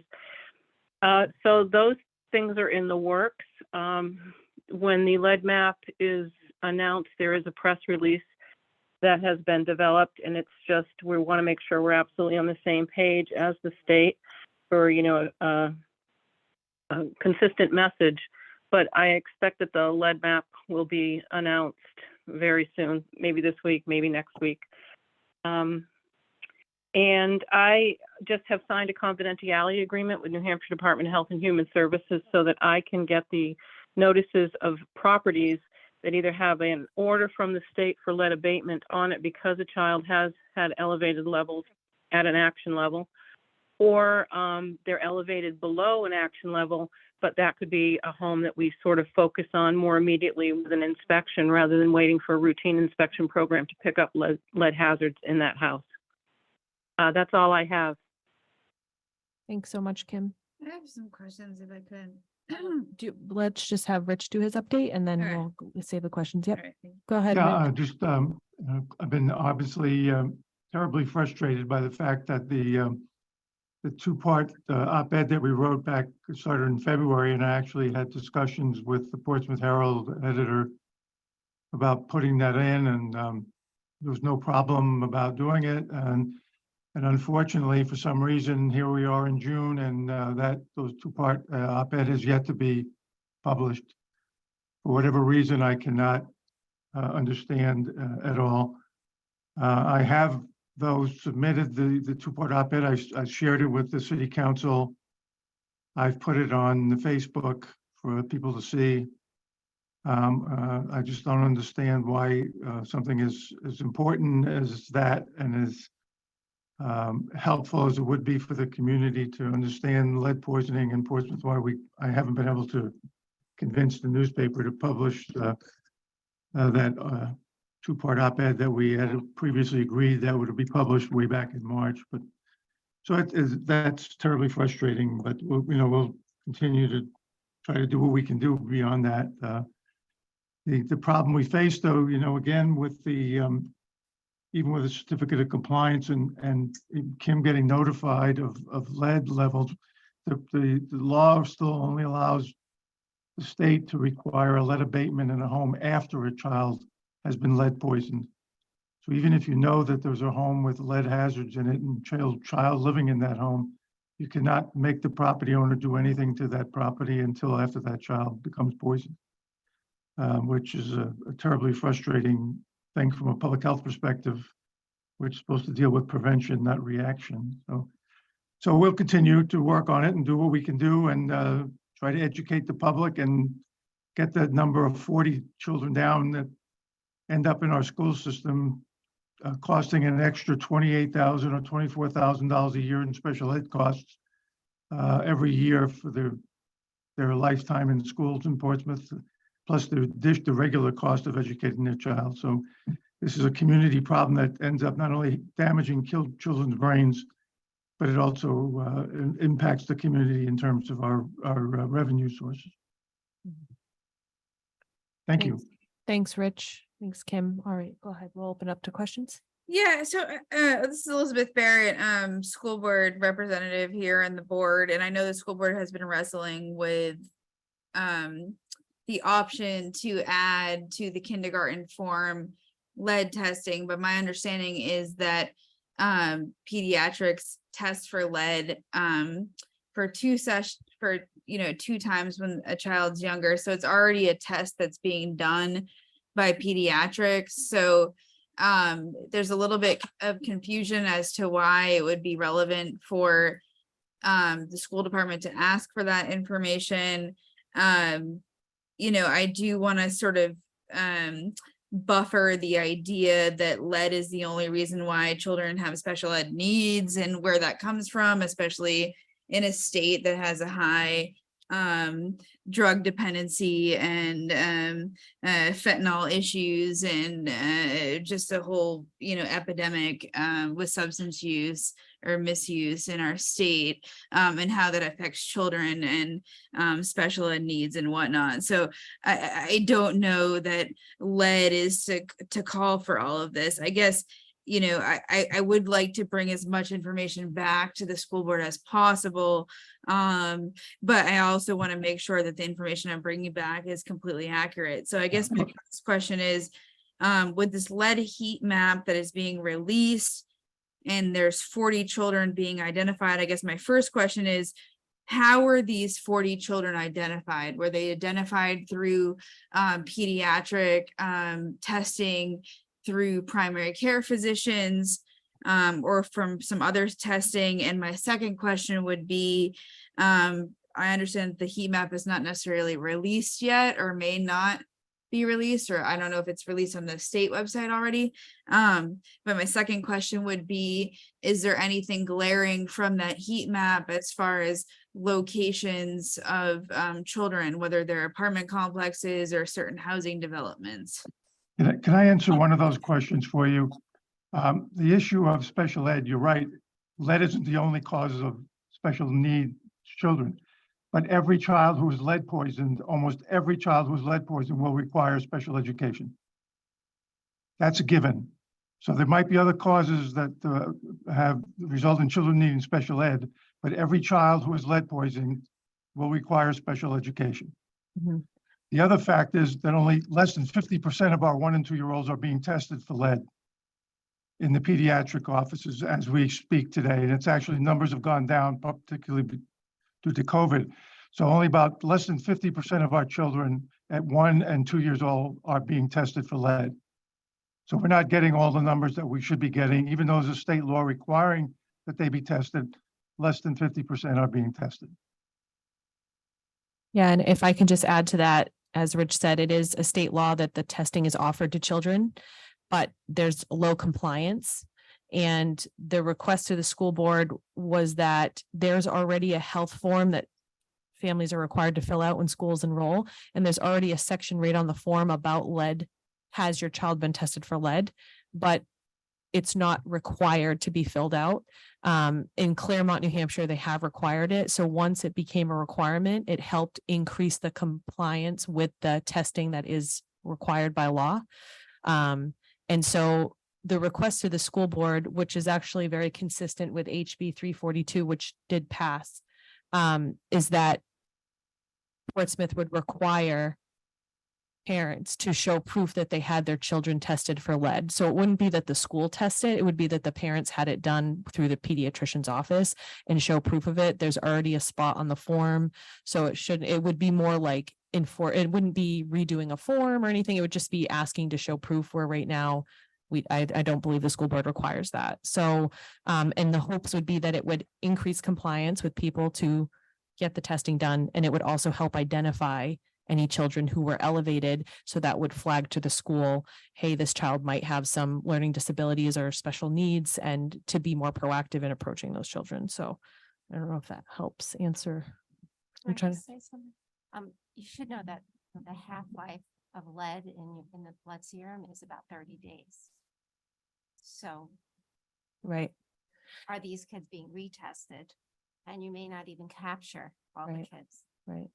Yeah, I mean, one of the biggest challenges is that kids aren't even being tested, period. Even though it's a state law and they're required to be offered, it's just, there's not a big compliance there. And that's statewide, that's not just specific to the Seacoast, but I think anything we can do to help increase that testing will help us identify who, and again, like Rich said, we want to be proactive, not reactive. But at this point, if we can identify who has been exposed, we can look to see what the source was and try to remediate that, so we can prevent ongoing exposure and prevent additional people from being exposed.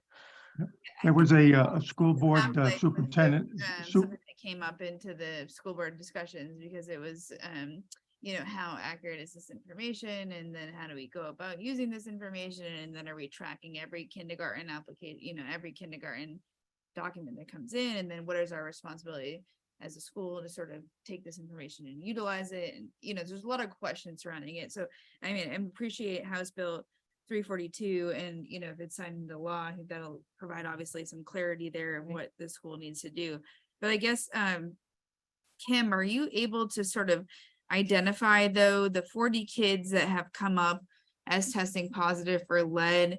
Were they tested at the 1 to 2 age range and have been identified, or is there like any sort of understanding of where or how these children have been identified specifically, and potential locations or any sort of hotspots? Well, we know the locations. The locations of individual children are not going to be identified, the specific place where they live, but the heat map divides the city into colored codes. So in the red zones is where they have a higher concentration of children that are elevated. In the yellow zones, a little bit less concentration, and then the green zones, it's one child or a few more. They're very hesitant to be real specific with the numbers because of the whole medical privacy issue. So yes, these maps do show where the greatest risk in the city is in neighborhoods, not in specific buildings. But I also want to just point out that there are no symptoms of lead poisoning until damage is done. And so it's not something that a person who lives in an old house can say, gee, my child has a fever, or my child is vomiting, for the little amounts of lead that is required to poison a child. So I think I agree fully that anything that we can do to recognize these children, and damage occurs up to 6 years old. So 1 and 2 is when kids are crawling around and touching things and putting everything in their mouth, and that's and that's also a time developmentally that you would want to catch something like this.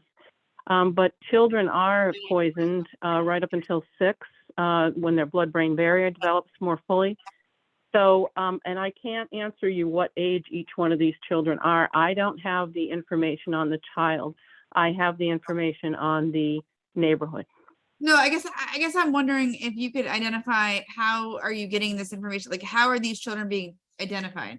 Are they being tested through the Through WIC blood. program, or are they be testing at the primary care doctor? Like, how are you, like, where is the catchment? Like, who's catching these kids for these 40 kids? Is it the one? New Hampshire Department of Health and Human Services. So these are official results, blood test results, and I imagine that they come from various places, but I don't know. And I don't really know if it's important. Yeah, that's not the issue. I think it is. The issue is it From takes, perspective it of- takes the amount of lead the size of a grain of salt to get a kid poisoned. Right. 1 grain of salt worth of lead causes lead poisoning in a child. Yeah, It's I- irreversible I- damage. I You guess I'm cannot wondering where- change that. if there's a 30-day, if there's a 30-day period or a 30-day half-life in a child, is the WIC program that's finger pricking these kids getting the test done? And we had talked about with school board potentially getting finger prick testing available to the schools, like if Okay. that was an opportunity through DHS. So I guess I'm just curious if through that data, they're identifying these kids are getting identified at age 4 through their primary care doctor, or they're getting identified through the WIC program. And then I guess I was also wondering, prior to this heat map being out, is there certain apartment complexes or neighborhoods that's being identified as high lead contaminant that we should be aware of? Well, Kim has already I- mentioned that we know the neighborhoods because we know where the age of the housing stock is. Hmm. Homes built before 1978 are at risk, and those built before 1950 are at very high risk. Mhm. 80% of the homes built before 1950 have lead paint in them unless they've been remediated for some reason. Yeah. So It- if those, we know where those places are in the city who have 400 years of age. We know that children are getting tested, and most of the kids that get identified probably are getting identified through their pediatrician's office. The lead level reported by the lab, which is required to report elevated blood lead levels to the state of New Hampshire. And when the state of New Hampshire gets an elevated blood lead level, then they have to respond accordingly to enforce the lead law. Mhm. Again, but they can't do anything until the child becomes lead poisoned. Mhm. And it takes only the size of a grain of salt for a child to get irreversible brain damage, Okay. There was a study done in Buffalo, New York, where the superintendent of schools looked at children in his special education program. And he went back and he found that almost exclusively every child in his special education program were identified as being lead poisoned. Rich, thank you so much. Liz, thank you so much. Kim, we have 20 minutes left and 2 more agenda items to get through. And so I would Certainly. love to coordinate maybe a call with Liz, Rich, Kim, myself, and we can continue diving a little deeper on this subject. But I do want to make sure that we're respectful to our guest who's here from Silent Spring, who's going to talk to us about PFAS regulations, has a chance. So I will coordinate a call between all of us to keep talking about this more in depth. Thank you so much, everybody. All right, next Thank up. you. Yeah. Next up, we want to hear an update on the EPA PFAS regulations. I'm very happy to introduce to all of you Dr. Abigail Blind. She is a multidisciplinary scientist with expertise in environmental science, toxicology, and developmental biology. Her research focuses on biological mechanisms underlying health effects from PFAS and other environmental toxicant exposures, and translating this information into action that promotes public health. She has a dual appointment with Silent Spring Institute as a postdoctoral trainee in the transdisciplinary training at the intersection of environmental health and social science program. And she's also at the Northeastern University's PFAS Project Lab. She received her PhD in molecular toxicology from the University of California, Los Angeles, and I'm grateful she could be here tonight to present an update on the EPA's proposed PFAS MCLs to our swag. So thank you very much, Dr. Blind, for being here. And I know you've prepared some slides for us that Brian will pull up.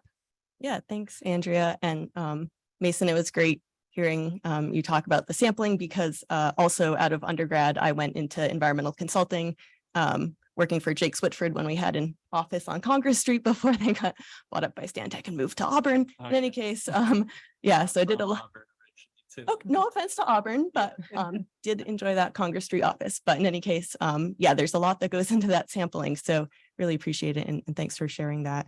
And yeah, just wanted to reiterate that Dr. Shader wasn't able to be here tonight, but she did contribute a lot to preparing these slides. So just wanted to acknowledge her. So yeah, we can jump on in.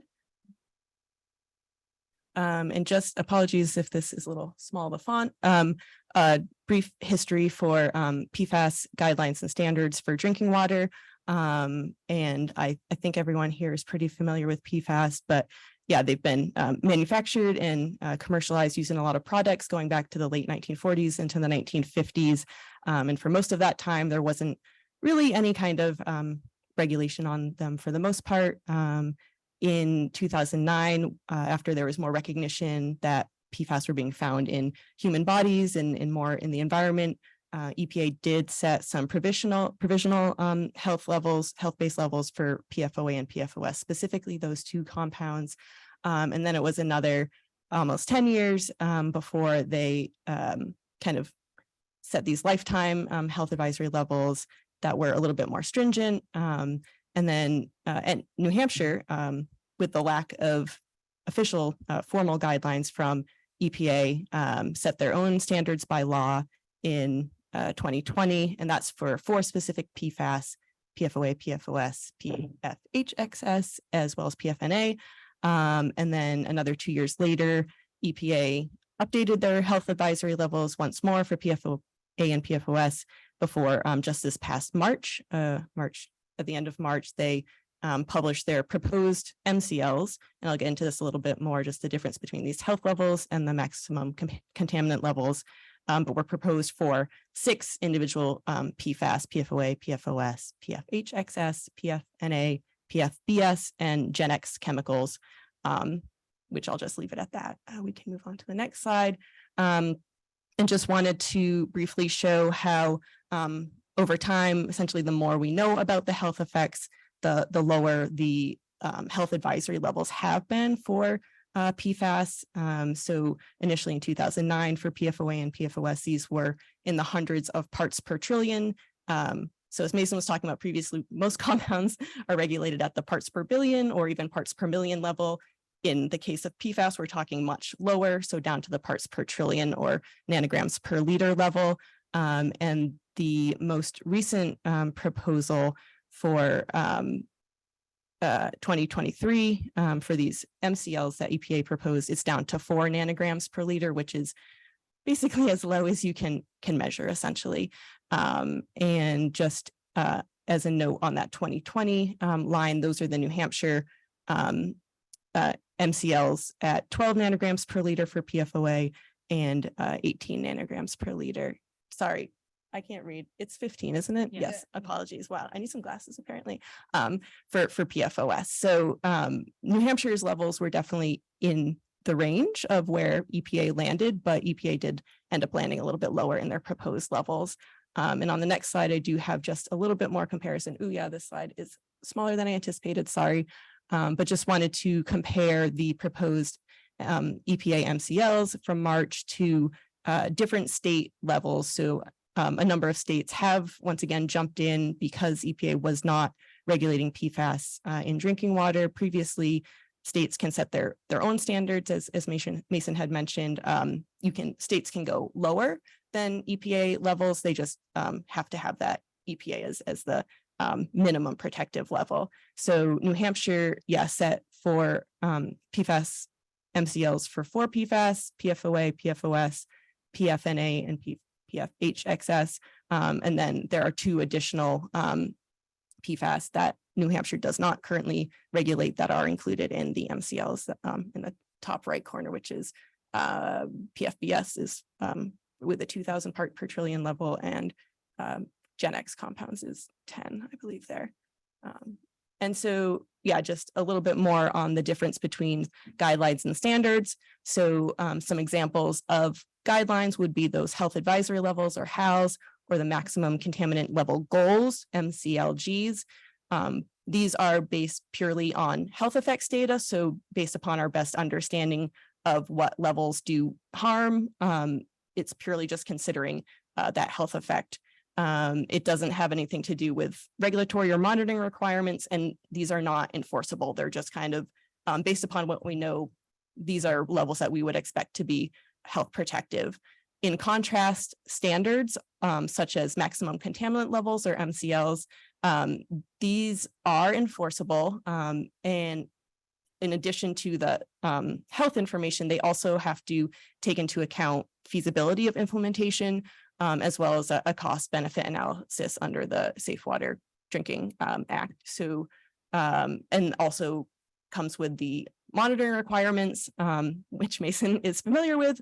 In the case of PFAS, I believe it's quarterly for the most part. But yeah, so the standards have this more, formal, enforceable, whereas the guidelines don't have any enforcement power. And right now, at the EPA level, it's just guidelines. We don't yet have those MCLs enforceable levels, but we do at the New Hampshire level. And you can move on.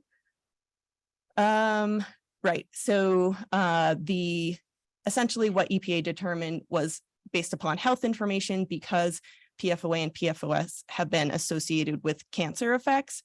The health-based goal, the MCLG, is effectively 0. So if we were just considering health based upon health effects, the levels would be set at 0 for the MCLs.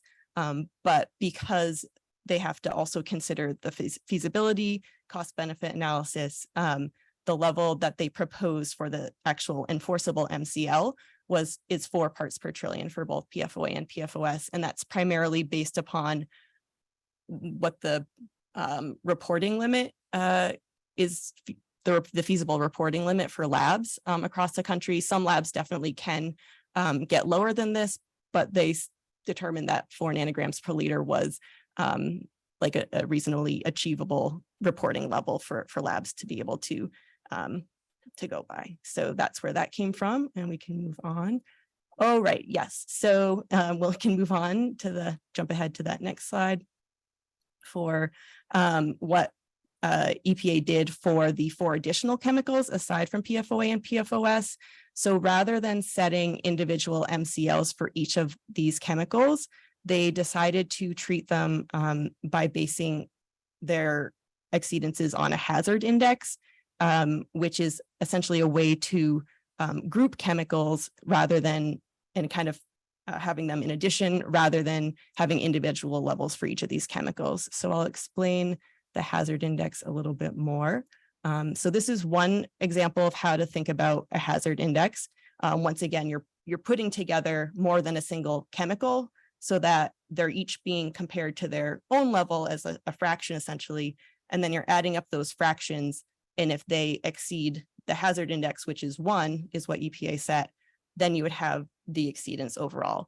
So any individual compound could exceed its health value. So in the case of PFBS, it's 2,000 parts per trillion. If you had a measurement of 3,000 for PFBS, then you would automatically exceed the hazard index because just that value would be over 1.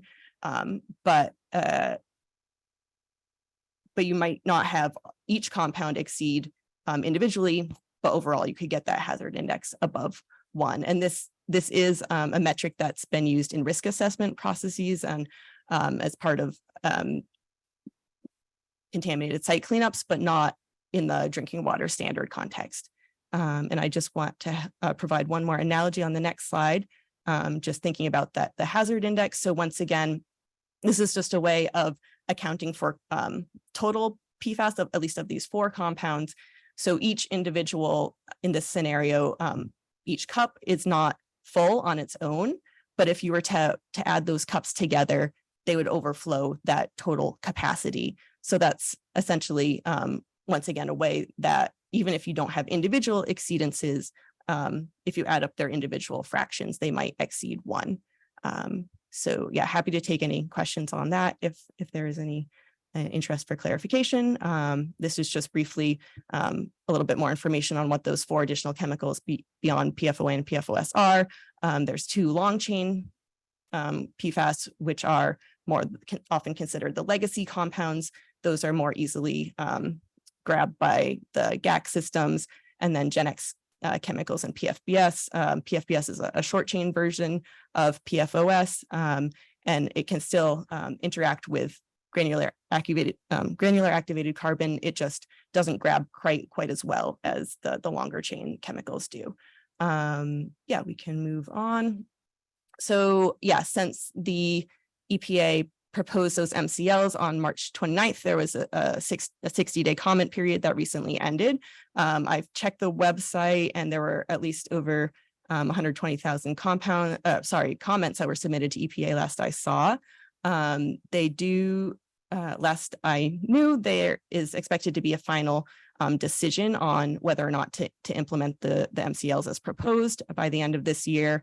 And if enacted, there would be a 3-year window for systems to come into compliance. So for systems that aren't already testing, which Portsmouth already is testing a lot of PFAS, then you'd have to at least, there's provisions depending upon the system size, but yeah, you'd have to do some initial sampling, determine whether you hit trigger values, which in this case were proposed to be, I believe, at 1/3 of the MCLs. So if you were at those levels or above, then you'd have to do either additional testing or start working on treating, if not already. And just wanted to briefly share some resources for people on PFAS, just more information on the PFAS Exchange website. You can get more fact sheets on PFAS in drinking water, health effects, reducing exposures. There are some medical screening guidance documents to help based upon the NASEM, National Academies of Science, Engineering, and Medicine recommendations for what people should be considering and talking about potentially with their doctors if they do have high PFAS exposure. Some maps about PFAS contaminated sites, as well as a What's My Exposure tool to help you interpret blood and drinking water results. Yeah, and I did have some additional slides to answer questions if they came up, but we don't need to go into those unless people have questions. Yeah, why don't we go ahead and open it up to questions for this section, and then we just have one more agenda item to get through quickly. All right, we'll start with Liz. I have a quick question about the first slide. On the first slide, I believe it was the first slide. There was a table regarding proposed levels of PFAS. Maybe it was the third slide. Next slide. Right there. Okay. So in 2020, you have the max contaminant level for New Hampshire, 12 and 15. But then 2022, it's like significantly smaller. Could you speak to that as far as why, like, where are we going? Like, why is that level there? And why are the proposed levels obviously significantly higher than 0.004? Like, what's the discrepancy there? Yeah, so partly it's the agency doing the assessment. So the 2020 values are based upon, New Hampshire's assessment of, well, actually it's signed into law through a legislative action, but who's evaluating the data. All the other numbers are based upon EPA, and that the 12 and 15 are in 2020 are what New Hampshire set. That 2022 value, so those are guidelines. So those are not enforceable levels that were proposed. Those were health advisory levels set in 2022, which are effectively 0. And that is the still essentially the health goal that was maintained in 2023. So yes, apologies that I combined both guidelines and standards in that table. So the 2023 value with the 4, that's the proposed standard versus the health guideline is in 2023 is 0. So when I guess a little bit lower compared to that 0.004. So sorry for that confusion. Yeah. Yeah, and if I can add, EPA picked 4, my understanding, Abby, please correct me, because that's what labs can confidently detect to. Is it 4 parts per trillion? That's what they said. Yeah. So that's why they picked that number. But what they're saying is, like their advisory is below that. And Right. essentially, like she said on another slide, the goal is 0 because PFOA and PFOS are linked with cancer. So whenever you have that, the goal is 0, but you also need to be able to confidently detect the chemicals in the water. And so that's my understanding of why they picked 4. One quick correction to the levels that were set by New Hampshire were actually set by Department of Environmental Services. So what we did in the legislature is we basically authorized them to do To do that. Yeah. Yeah, typically it is, NHDES. I was sorry, I hadn't been in New Hampshire during that time window when it happened, and I am used to, seeing DES and setting AGQ, ambient groundwater quality standards, but I just saw that on the DES website. They And- specifically referred to it as when the legislation was signed in, so, yeah. Thank you for that clarification, though. I'd like to ask you a quick question. Do you believe in the statement that roughly 80% of PFAS exposures come from non-drinking water sources? I think it's going to depend on where you are. It's going to depend on what your drinking water source is and how much contamination is there and how much it's being treated or not. There's so many places where we can encounter PFAS in the environment, in our food, in our consumer products, in drinking water. It's going to be a little bit dependent upon the actual nature of what you're exposed to. I don't personally state note of- that blanket statement. State of New Hampshire, Sorry. in the state of New Hampshire. I mean, once again, it's gonna a little bit even vary just based upon location because, town by town, there's gonna be different levels of PFAS contamination in the water and different levels of treatment that have been achieved so far. I mean, most, at least for public water supplies in New Hampshire, since that MCL was set in 2020. I don't know the logistics of compliance calendars in terms of where people should be at for that, but most systems should be that are at least, I don't know, is it 10,000 for the minimum? I don't know the specifics of the service side. Yeah. Sampling. Mhm. And New Hampshire did a voluntary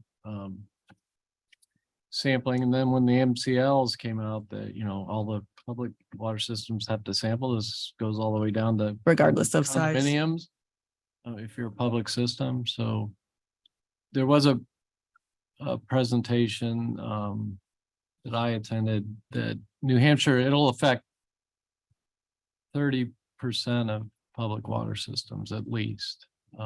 But going to the lower levels, it may be higher. Mhm. But yeah, The statement is actually on the EPA website. I was at a conference where the New Hampshire Department of Environmental Services toxicologist presented this statement as well. okay. But I just wanted to know if you agree with it, or if you think that the blood serum of people, what that has PFAS in their serum, is it coming? You can get, skin Mhm. inhalation, but versus food or water ingestion, how is PFAS getting in your serum? Is it? I mean, if there's PFAS in your water, then you're going to get it into your body. It's once in the body, widely distributed. So once again, it's just a matter of the level of PFAS in your drinking water. I think that statement probably makes sense as an average contribution, but I think, overall, it's going to be just a little bit specific to what water you're drinking. Is there any,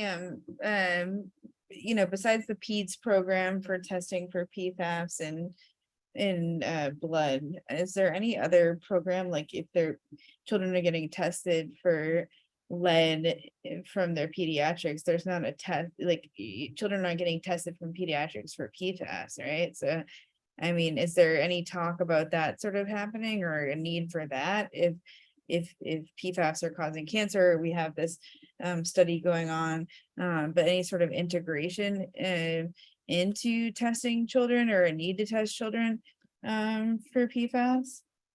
Do you want to take That's- that one? I mean, Andrea? I can speak to that. Yeah, there is no current routine testing of children for PFAS. The National Academy of Science came out last July and recommended that people that live in highly impacted communities, like someone who may have drank water at Pease, or if you may live in Merrimack, if you're in a highly exposed community, they do recommend those people get tested for PFAS. And they came out with guidelines in the blood, like if you have certain levels, what risk you're at, and then those levels correspond with how you could monitor your health. But we haven't seen that translate into programs where people are actually having that done. And if anything, we know there's challenges with just accessing PFAS blood testing in general.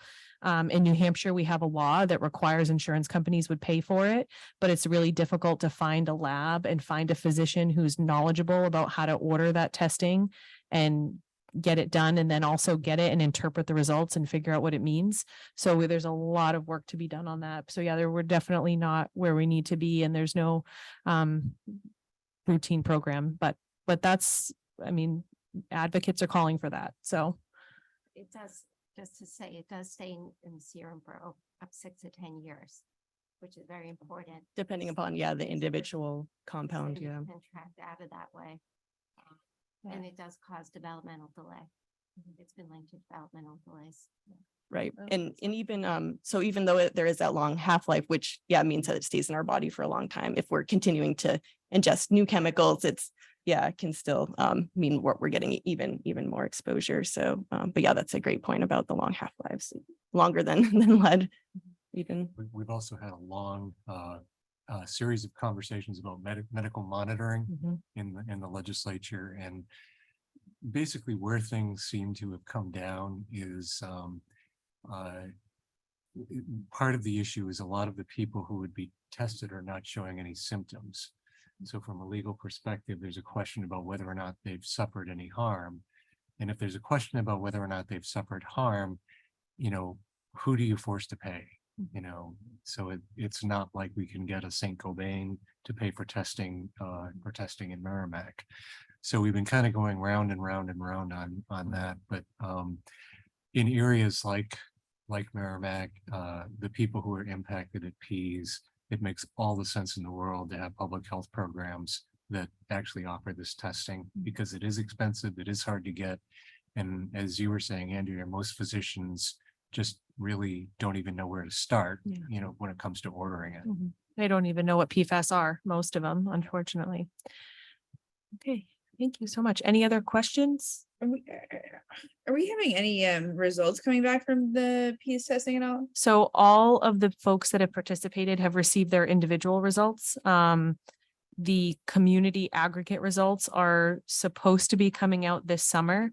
We actually have a call with ATSDR, the federal health agency who's conducted the study this month, to get an update from them. So the last we heard from them in January was we could expect community results this summer, but so coming soon, hopefully. But every individual person who participated did receive their individual results.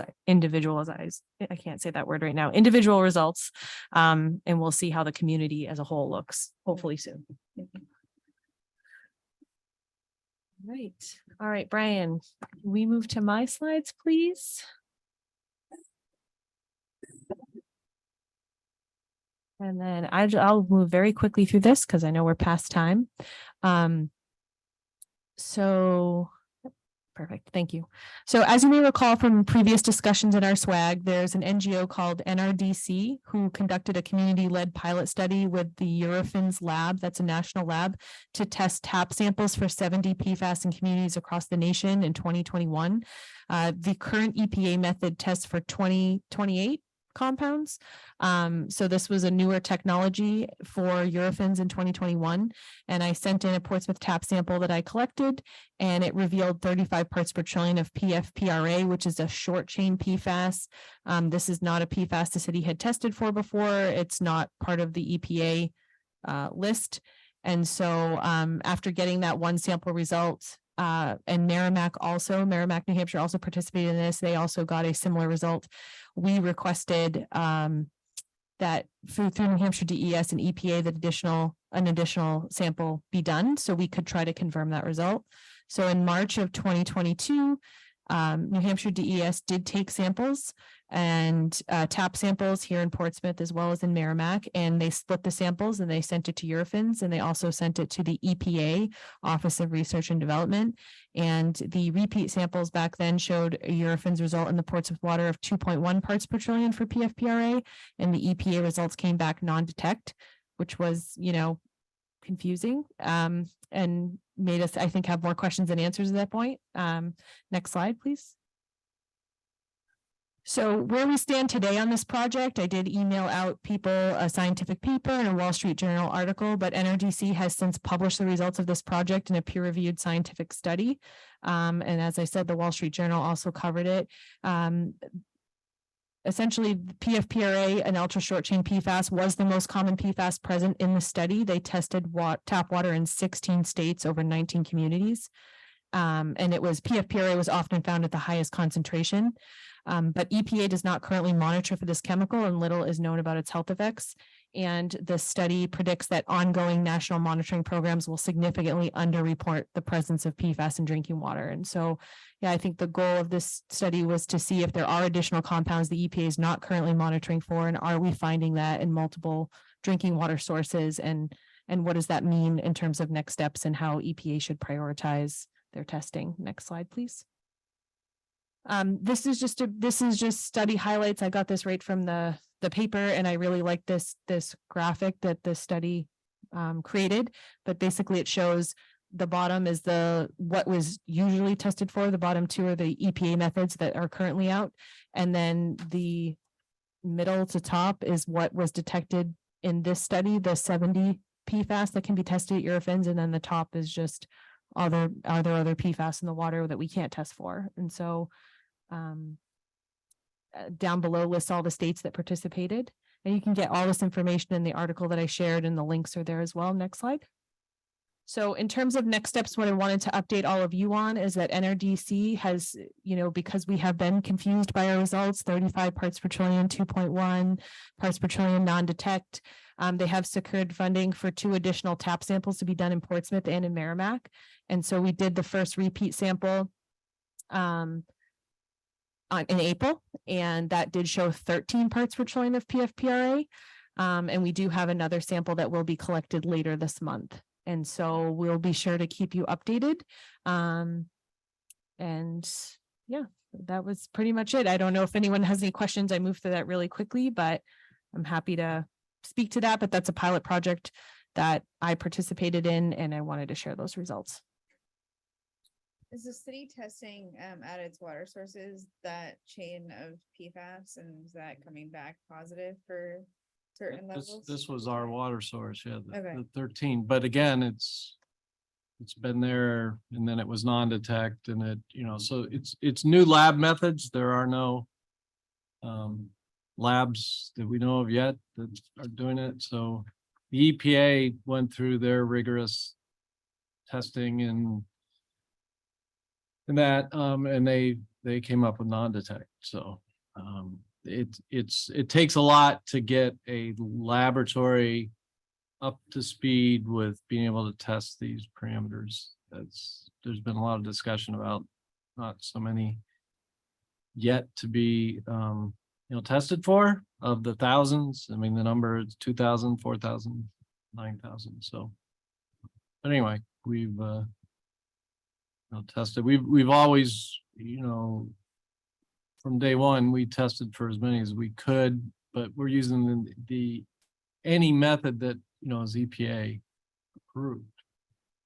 So they have quality controls and other things they have to do.